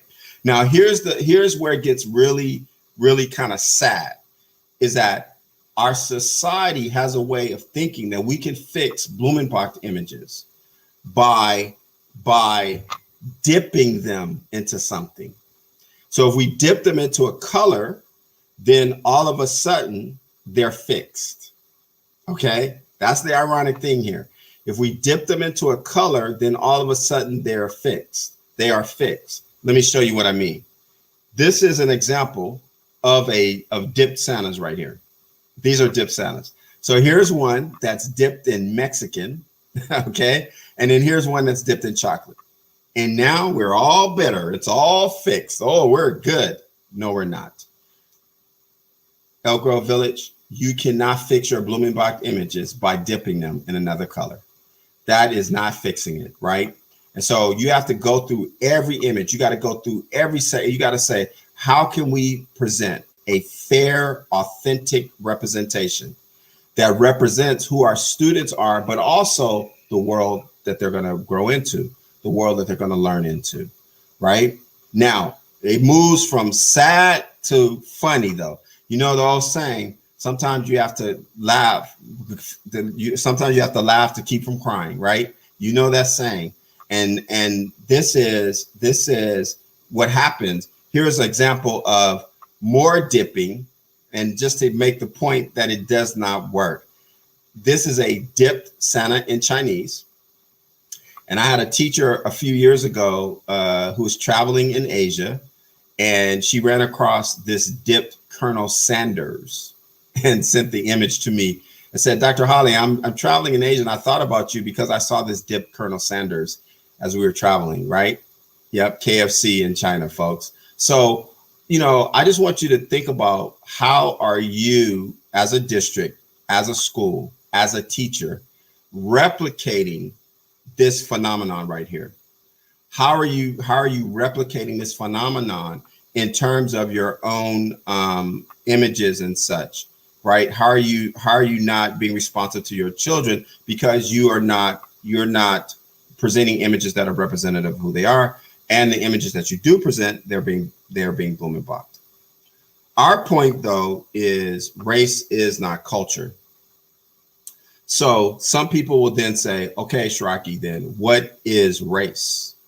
And what we want you to note, that race is a possibility of three things. Okay. Number one, race is genetic lineage. It's what I call the CSI definition, meaning if they find your bones 75 years from now, they will be able to determine your race. Story of human geography. I call this the National Geographic definition. And this is the definition that Blumenbach was trying to follow, right? Blumenbach was basically saying that race is the story of how humans have walked around the world over time. So for you humanists, like there's some humanists out there, I know you're out there, you're saying there's no race, we're all the human race, right? Okay, all right. That misses the point, though. But what you now can say is race is the story of how humans have walked around the world over time. It puts a whole different spin, and then you don't necessarily have to go to this broad term that really doesn't mean anything. Then you have the third definition, which is called the socially constructed definition, which I call the definition that is academic, because it does us no good to say that race doesn't exist, that race is socially constructed, that we're 99.7% all alike, right? That doesn't mean anything when we live in a world where we have so much racism, where we have systemic racism. So obviously, especially here in the United States, even though we can't say academically that it's socially constructed, we can't say that that's the case in reality. I like how Ibram Kendi says it. He says race is a mirage. Like, and I don't ever know if you've ever seen a mirage, or if you had hallucinations, or you know the whole desert thing, or race is like an hallucination. It's not real, but we treat it as if it's real. And then therefore lies the problem. And that's how I look at definition number 3. And it's been used largely in an academic way. But in reality, it's more than that. And we have to acknowledge that. And if you push back, then I'm just going to say, Breonna Taylor, I want to say Trayvon Martin, I want to say Ahmaud Arbery. Like, these are the names I'm going to throw out to you. And then you say to me, what is the explanation, right? So we have to fully acknowledge that. This is why I prefer definition number 2. I think definition number 2 kind of speaks to how we want to begin to look at race in terms of how it fits into the geography of things, if you could put it that way. Our main point, though, in us separating race from culture is that our focus is on culture, not race, right? And so that's what I want you to take away. And so we focus on culture, and the main culture that we focus on is ethnic identity, right? And why ethnic identity? Because your ethnic identity is your home culture. It's where your soul resonates. This is grandma, this is grandpa, this is auntie, this is uncle, this is generation, this is heritage. That's how I want you to look at this. And your students are coming with their own ethnic identities, but I want you to think of it as their home cultures, as that's tied to their families, that's tied to their heritage. That's how I want you to think of it. Now, before we go there, though, we look at it in the context of what we call the iceberg concept of culture. This gives us the anthropological basis for why we're doing this work, right? So our work is anthropologically focused based on this document right here. Here's the document that said to the racist scientists back in the 1920s and 30s and 40s, this is research is not of value. This research does not matter, that we have to pay attention to the fact that, get this, Elk Grove, everybody has a culture. Please don't tell your students you do not have a culture. Everyone has a culture. And your culture is divided into 3 parts: surface, shallow, and deep. Note to self, we are only coming to Elk Grove Village to work with you on the shallow and deep culture. It's called below the line. We are not coming to look at the surface. I don't care about your ethnic food day. I don't care about your ethnic dress day. I don't care about your international annual cultural festival. Those are all superficial. Those are all superficial. If you're going to be authentically culture responsive, you got to go below the line. You got to pay attention to the behaviors that your students are bringing based on their home cultures. In fact, we all have these cultures, right? We all have these behaviors. Behaviors of courtesy, behaviors of concept of time, behaviors of eye contact, behaviors of tempo of work, behaviors of tone of voice. Your students are coming with those. They're natural, they're pure, and they're good until they get to school. Then they become a problem. And that's what we're trying to fix. That's what we're trying to rectify, right? That we don't look at these as a problem. Then you see, again, we have the reins of culture, because you have to recognize your students' multiple identities. You got to recognize your students' multiple identities. You got to recognize the identities that they're bringing to school with them, right? Age, gender, socioeconomic. These all have some cultural value that we must validate and affirm, some cultural understanding that we must have, right? Because if we don't, then we don't validate and affirm who they are. The most important thing, though, is the 16 cultural behaviors that we focus on. This gets to the question that was asked before. How do you value? What do you do when cultures have different values? Well, we understand them because these values all are based around the same behaviors. See, the values are all based around the same behaviors. And I want to do a couple of them with you, because again, the video is not, we can't get the video sound to work like we want to. So I'm going to do a couple examples with you so that you understand what we mean by this, right? So these are the 16 cultural behaviors that we've culled from the research that says students will be the most likely not to be validated and affirmed based on these 16 behaviors. Okay. These are the behaviors that students get dinged for, that students get punished for, that students get told get out the room for, that students get the dirty look for, that students get the microaggressions for. These behaviors here, I call them the broken tail lights in schools. Just like we have in law enforcement, we have the broken tail light, where many people like Sandra Bland, she got pulled over for a broken tail light. It ended up with her committing suicide in jail 2 days later, right? So these are the broken tail lights in our schools. These are the behaviors that our students are getting pulled over for, in effect. I want to do an example with you so you will understand how this works, because Elk Grove Village, this is the long-term work right here. You got to work through each of these behaviors, and you got to do these 4 things. Number 1, understand them. Number 2, find out where your biases are, where your blind spots around these behaviors. Number 3, how do you learn how to validate and affirm them, right? So that your students don't feel like that these behaviors have become liabilities. And then lastly, how do we build and bridge? Those are the 4 things you got to do with each of these behaviors. You seem like you're thirsty for knowledge. You seem like you're a crowd that I can do this with. So I'm gonna give you one that's a little tough here. A little tough. No, let me take it back. Let's not go there yet. We'll save it for the next time. Let's stay above. So you see how the tree is designed, right? You got the leaves, which we don't care about. Then you have the root. Let me take that back. It's not that we don't care about, but we don't want that to be our only focus. Okay, let me put it like that. Then we go to the trunk of the tree. The trunk of the tree. The trunk of the tree is where you have some behaviors that are more concrete, less nuanced. Below the tree, though, are the roots, and those are the behaviors that are harder to kind of understand, and know our blind spots. So I'm going to stay in the trunk. I'm going to do a behavior, realness, and I'm going to walk through it with you so that we can do it together. And then we're going to use the chat. We're going to use the chat to kind of have this conversation. Okay. So first, let me define realness for you. So the first thing is we have to understand the behavior, and I can't show it to you because let me just go here. First, we have to understand the behavior. So let me go back. First, we have to understand the behavior, right? And what we're trying to understand is the behavior cultural or not? That's what we're trying to understand. Is the behavior cultural or not, right? So let me explain the behavior for you, right? This behavior, realness, is really defined as directness. Directness comes from a linguistic standpoint, more so than a cultural standpoint.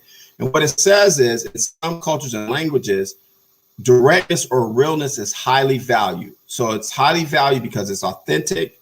It's highly valued because it's honest. It's highly valued because you don't have an issue holding your tongue, and it's really done out of respect to be honest, out of respect to be authentic, in essence, to keep it real. So that's called directness. Then there are some cultures who are indirect, right? They don't value the authenticity. They don't value the honesty in the moment. Like how you say it is very important, that it is done in a roundabout way as not to, appear one way or another. So that's called indirect. And then you have some behaviors you have some cultures that are in the middle.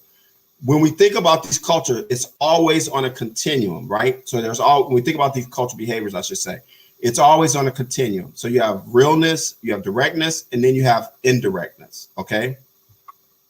So this is what I'm going to do. I'm going to ask you to tell me, right, what is your cultural value with the behavior of direct, with the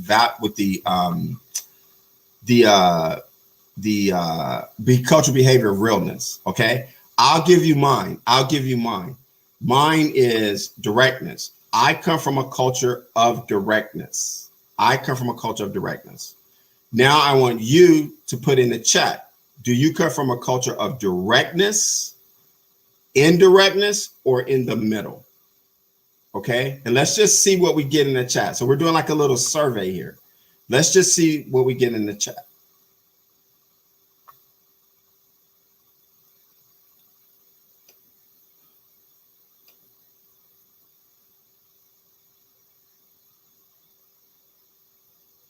So I'm just looking at the chat right now. Let's see what we get.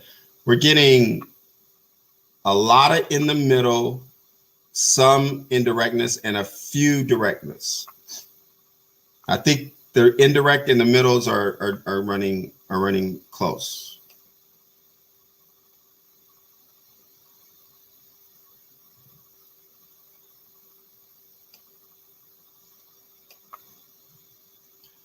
Okay.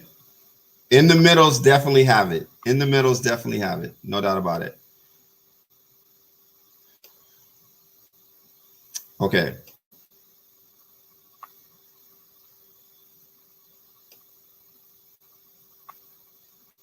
So now let's talk about what we're going to do with this information.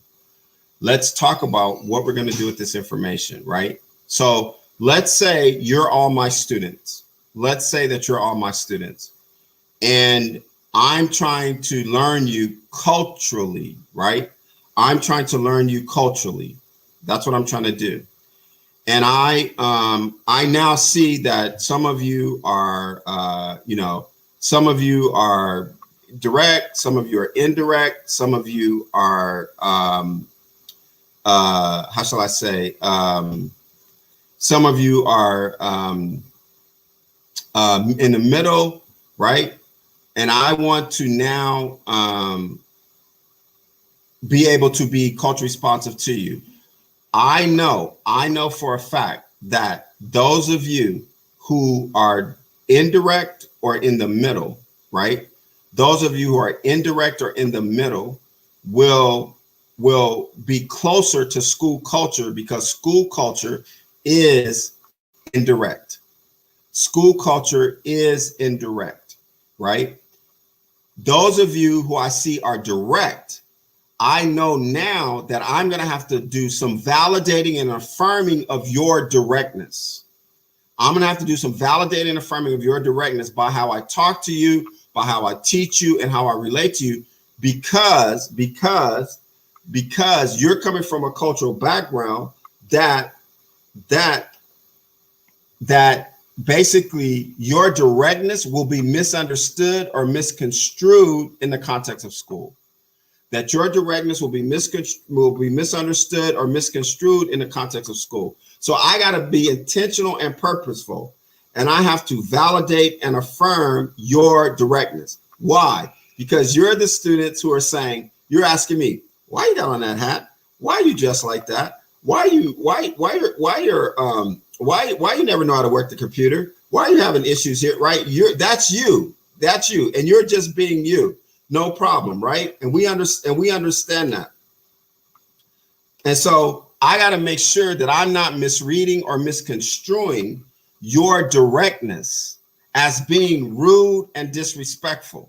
So I gotta learn, in effect, how to have that first thought, but not then have that last thought. That's what I have to do, right?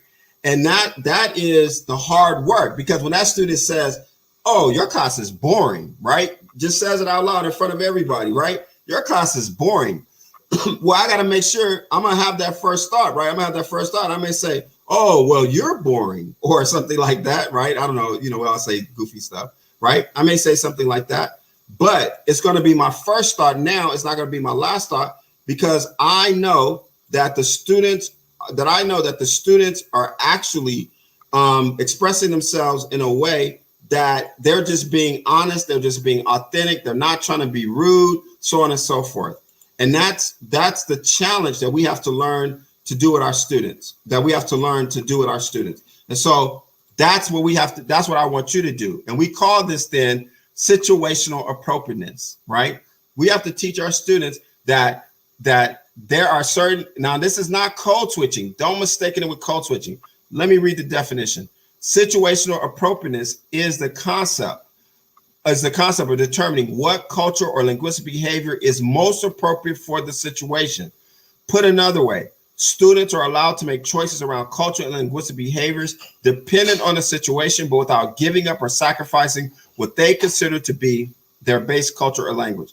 So please understand that there is a place for directness. There is a time for directness. There's nothing wrong with directness.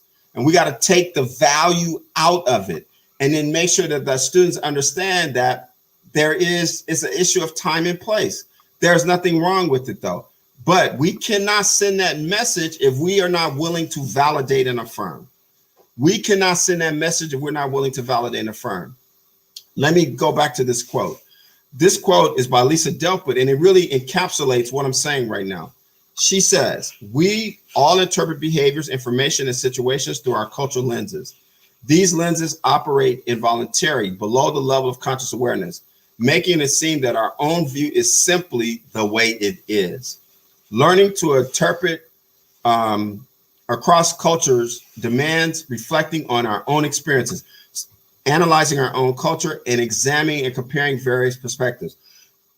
This gets to the point of the question that was asked beforehand. I can't remember the name. I think it was Melissa.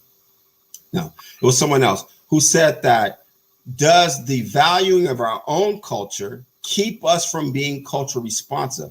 And the answer is a resounding no. Actually, it enables you to be culture responsive. Because once you understand that the way you do it is not the only way it needs to be done, then that opens up the world, that opens up your mind, that opens up your perspective to other perspectives, right? So that you can begin to see it as others see it.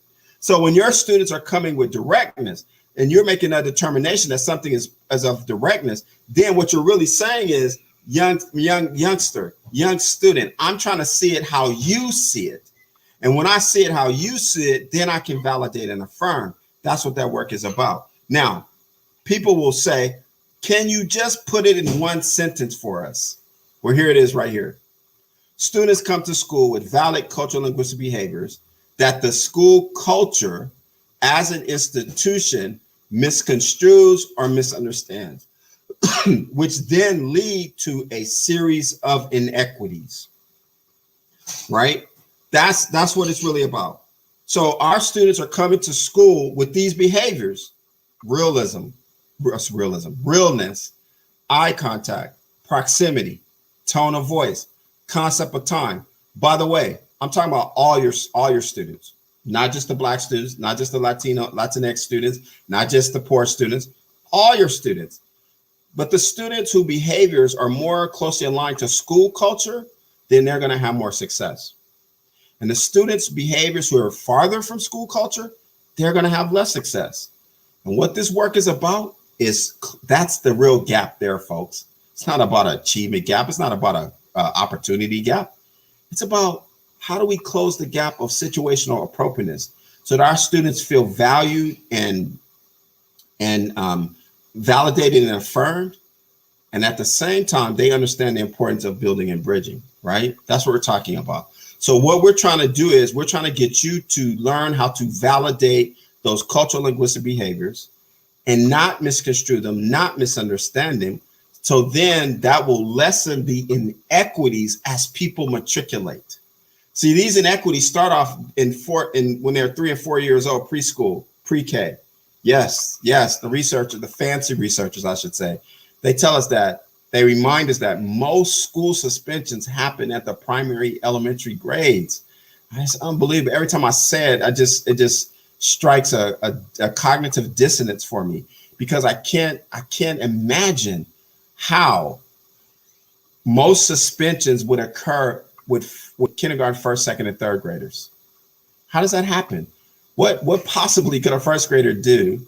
I know there's some things they could do, don't get me wrong, but I just, and so what this is really about, folks, is it's about lessening those inequities so that students can feel treated fairly, but not just treated fairly. That should be a basic requirement. Validated and affirmed, right? That's what we're shooting for. That's our goal. So the question that you should be asking yourselves right now is this: how do you validate and affirm? Well, I'm going to give you an example, and I'm going to see if you can pull it off for me. Now, this is where I really missed the live presentation, in terms of me being able to hear you, because I want you to see if you can create what we call VA statements. VA statements means that you're going to use the statements that are in the blue box in conjunction with the statements that are in this blue box over here. So these are called VA statements. These are called BB statements. Now, the situation is that I gave you is that I know this never happens in Elk Grove. This is the situation I'm giving you. I know this never happens in Elk Grove Village. So I apologize before I say it, okay? I apologize before I say it, because I know it never happens. Okay, so forgive me. Okay, forgive me. But let's just say you're teaching the most boring lesson of all time. I know it never happens. I know it never happens in Elk Grove. But let's just say you're teaching the most boring lesson of all time, okay? And in person, of course, but also it can still happen virtually. Either way. And in the sea of silence, this student shouts out, "This is boring." Or they put in the chat, "This is boring," right? That's the scenario. Now, we already know what your first thought is going to be, right? It's going to be, "Shh, pipe down, you're boring," or "You could do better." Now, remember, we're gonna in our system, you get to acknowledge that first thought, right? That's the great thing about our system. See, other approaches tell you don't think it. We're not saying don't think it. We're just saying don't say it, right? Because it's going to be, remember this, it's going to be your first thought. It will not be your what? Last thought, right? That's the beauty of our approach. It will be your first thought. Don't let it be your last thought, right? Okay, so you have that first thought. This kid shouts out, "This is boring." You get to have that first thought. But now, here's the difference. Instead of going punitive, negative, consequential, or ignoring the student, or saying the student, "Oh, you're right, it is boring." No. We want you to validate and affirm the cultural behavior. In this case, it's directness. I'm going to give you an example. Then I want to see you put examples in the chat. Now, here's the rule. You must use the stem in the VA statements. Okay, here we go. You can't use mine, though. Student shouts out, "This is boring." Then I'm going to say, "I love how direct you are." And I'm going to stop right there. I love how direct you are. I'm going to stop right there. That's called a validating affirming statement, because this is how the student's going to react. Trust me. The student's going to say, "Yeah, that's right. It's about time y'all start appreciating my directness around here. It took you long enough." That's how the student's going to respond. I guarantee you, right? Now, this is what I want you to do. I want you to put VA statements for this student in the chat right now. Remember my rules. You must use a word in the VA box, and you must validate affirm the behavior. Don't validate and affirm the fact that the class is boring. There you go. All right. We got them rolling. There you go. Good.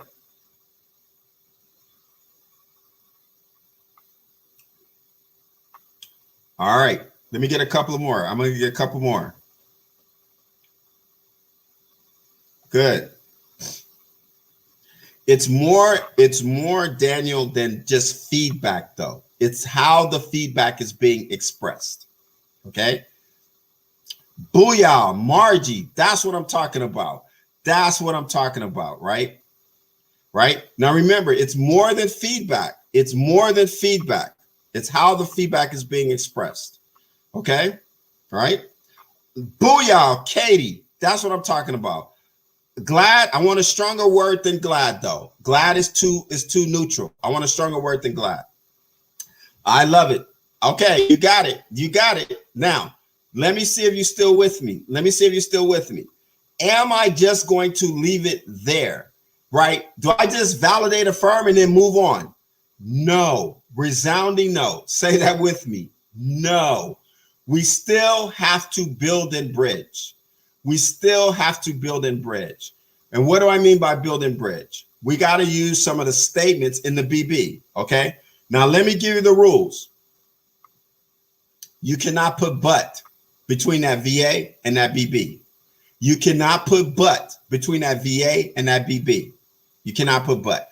So you can't say, "I am grateful, but I love, but," right? As I always tell folks, you try getting a Valentine card that says, "I love you, but I'm grateful, but I appreciate you, but." Buts don't work when you validate and affirming someone.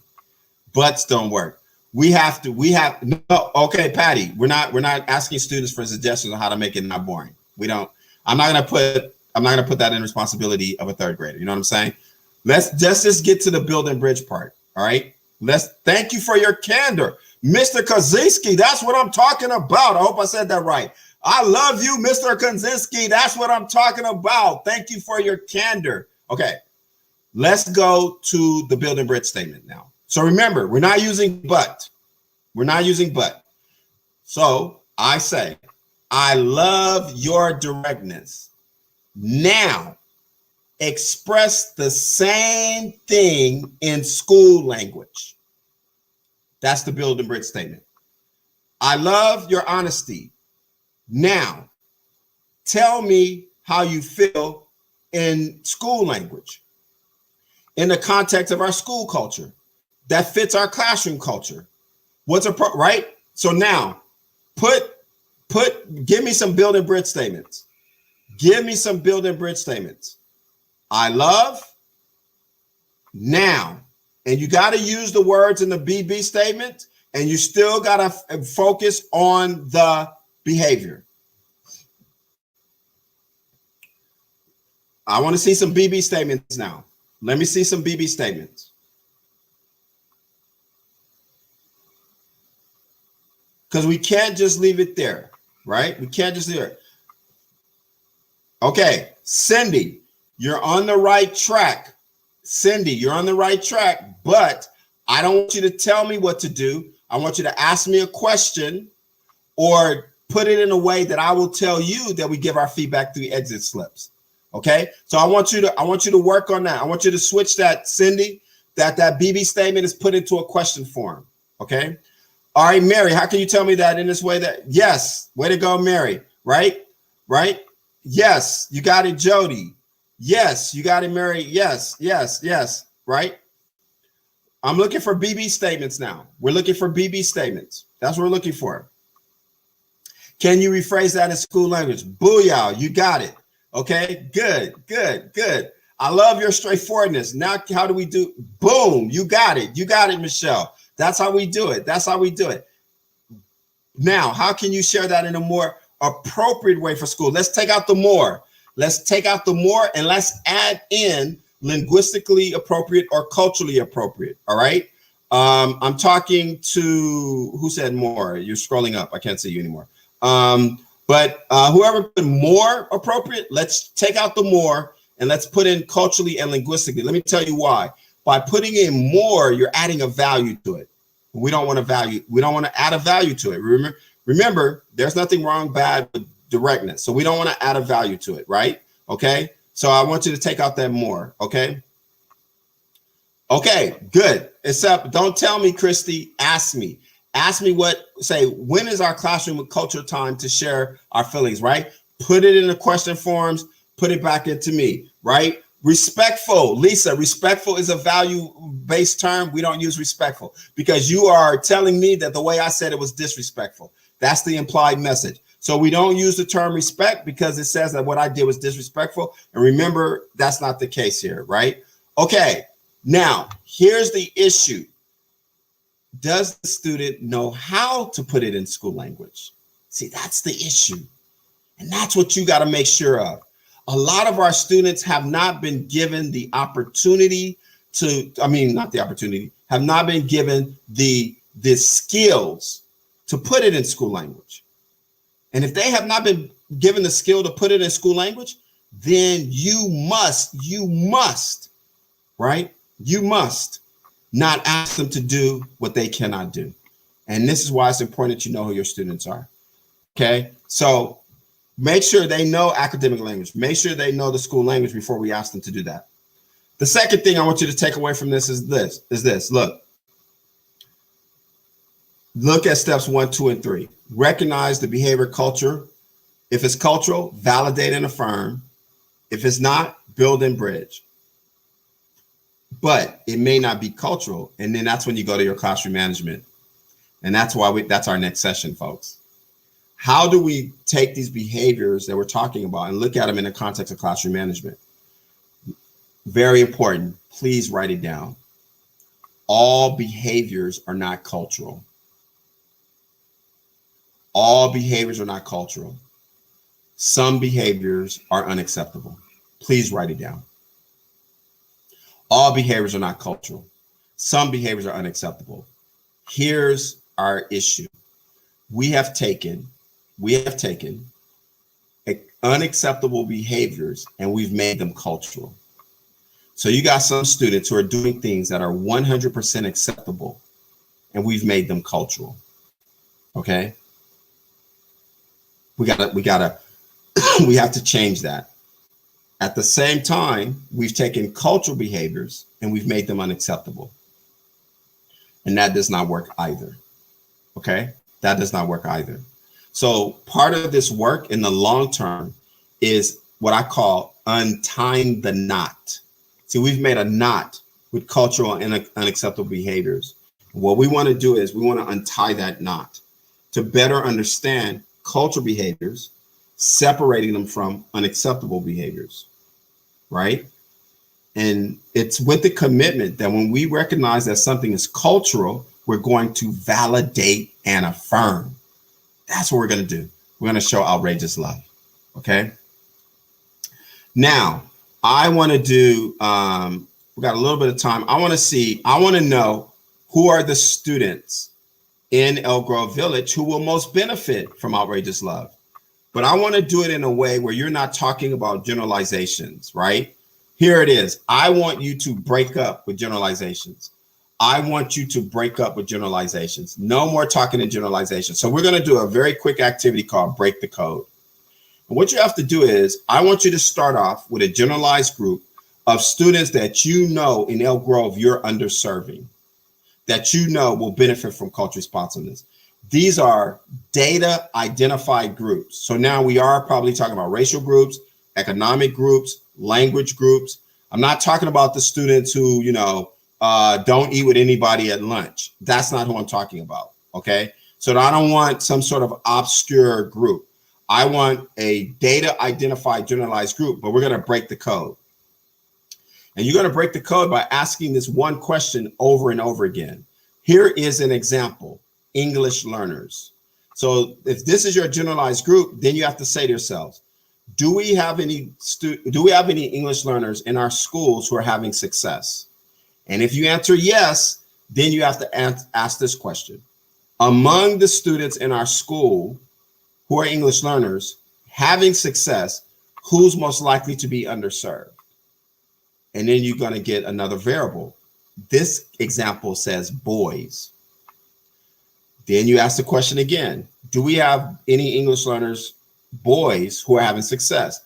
If you answer yes, then you have to say, among the English learners who are boys, who's most likely not to have success? This example gave non-Spanish language. And then we continue the process, okay? Until you are what I call 4 deep. And we're doing right now, we're taking the first step to break up talking in generalizations. Elk Grove Village, I'm challenging you to stop talking in generalizations. Go 4 deep and acknowledge who are the students who will benefit from cultural responsiveness. So in the chat, now this is where I wish we're all in groups, we're all talking, we'd do like a little breakout group, we'd talk about it. I don't want you to use my example. And in the chat, you must put the 4 variables, right? You must put English learners, or if you say special needs, then you say among the special needs, who's most likely to be underserved, then you put them. And then, so we're trying to come up with 4 variables that narrows the group from the generalization, right? So this is just an example. I want you to come up with your own and put it in the chat right now. And this will tell me who needs outrageous love in Elk Grove Village. Okay? Who needs outrageous love? So it's not, this example is saying it's not just English learners, but in particular, it is our boys who are non-Spanish speakers who are poor now, right?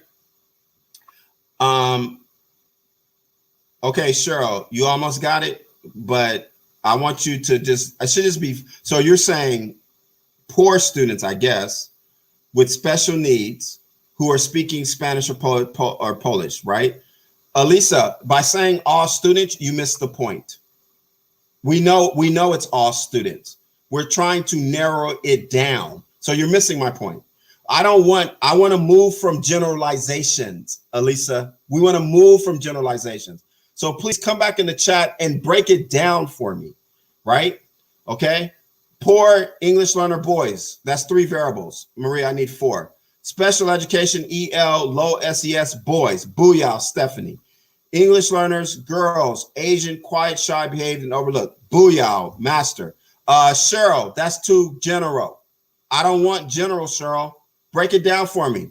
Among the boys, who's most likely to be underserved? Among your boys, who's most likely to be underserved? Cheryl, answer that question for me. I dare you. Among the boys, who's most likely to be underserved? Right? Okay. This was just an example, folks. This is just an example from another district. It's another example. Single parent homes, girls, non-English, low income. Boom. Thank you, Reagan. That's what I'm talking about. Black boys is too general, Jessica. Too general. Among the black boys, who's most likely to be underserved? Right? Special ed, EL, lowest trauma impacted. Boom. Thank you, Jill. Right?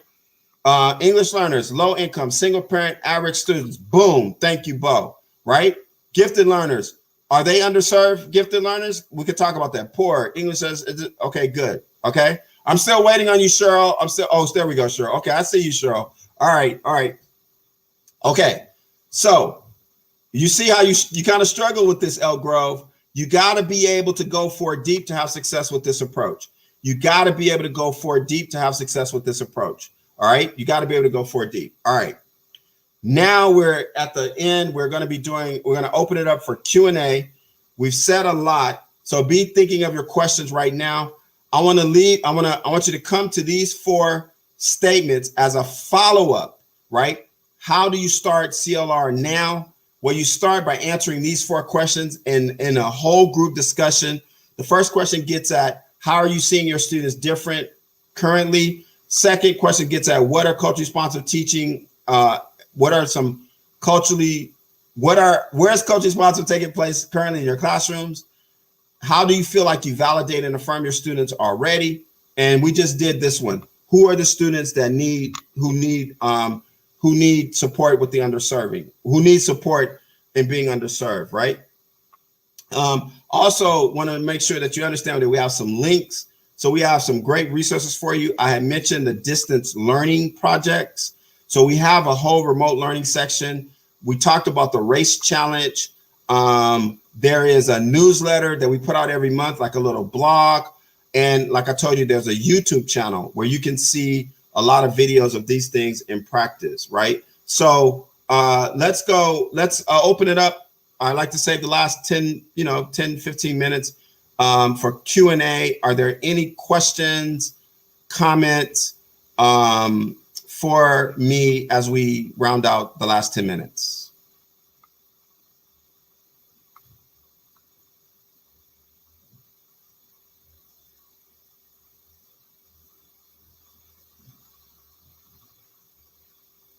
Can you give a sample? Okay, got a question from Mia. Can you give an example of school language for this is a boring comment?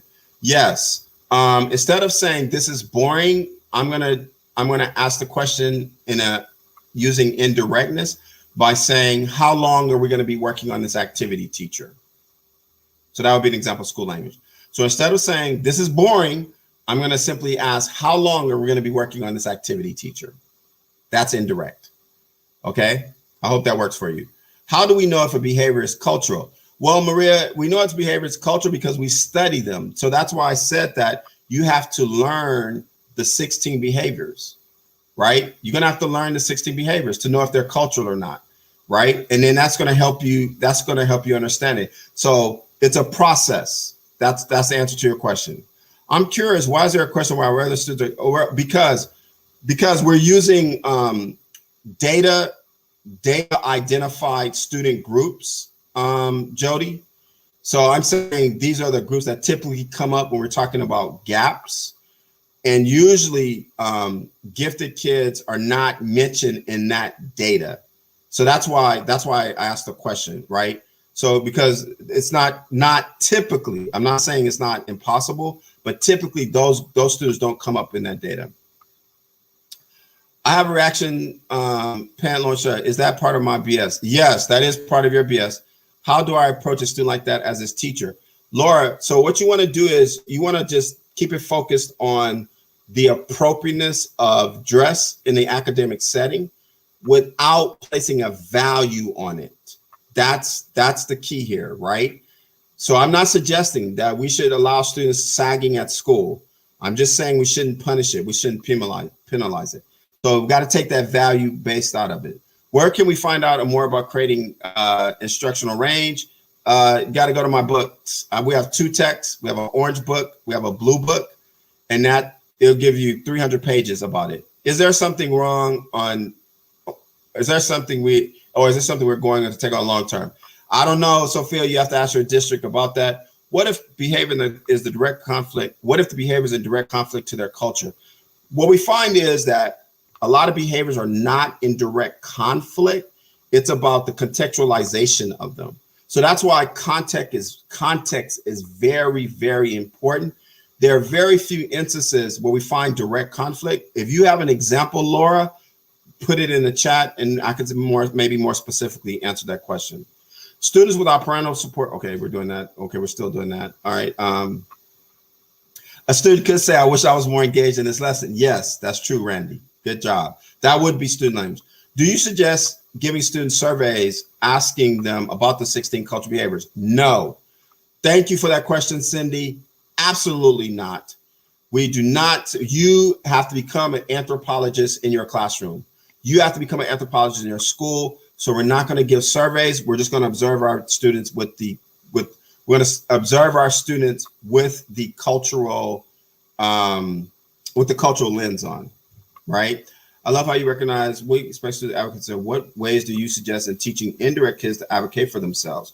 Well, in the same way that we're going to teach students who are direct to be indirect, we're going to teach indirect students to be direct by giving them sense frames, by giving them opportunities to practice. So this is going to be cross-cultural. It's going to be cross-cultural. Can you address this in the context of nonverbal or limited verbal students, especially young ones? Yes, we can. And we do have teachers who work in those circumstances. And once we get down the journey a little bit, then we talk about how does this fit in those situations. In fact, we have some examples right down the street from you in Palatine, right? Because it's going to look very different in those contexts with students who are nonverbal or limited verbal, right? What is the next step I can make on my own to continue to build my understanding and CLR capacity? I say, Tom, you got to continue to put that radar on around your biases. You got to practice. My first thought is not my last thought, right? And then begin to do what we call mental tryout. Play it out in your head. Play it out in your head, right? What would you say differently? What would you do differently once you recognize that you have a bias? How do I help students whose behavior is not cultural and is not cultural understand my different response to a student whose behavior is cultural? So what we're going to do, Sarah, this is our next session. We're going to make it very clear that when you do something unacceptable, these things will happen. When you do something cultural, we're going to validate and affirm you, right?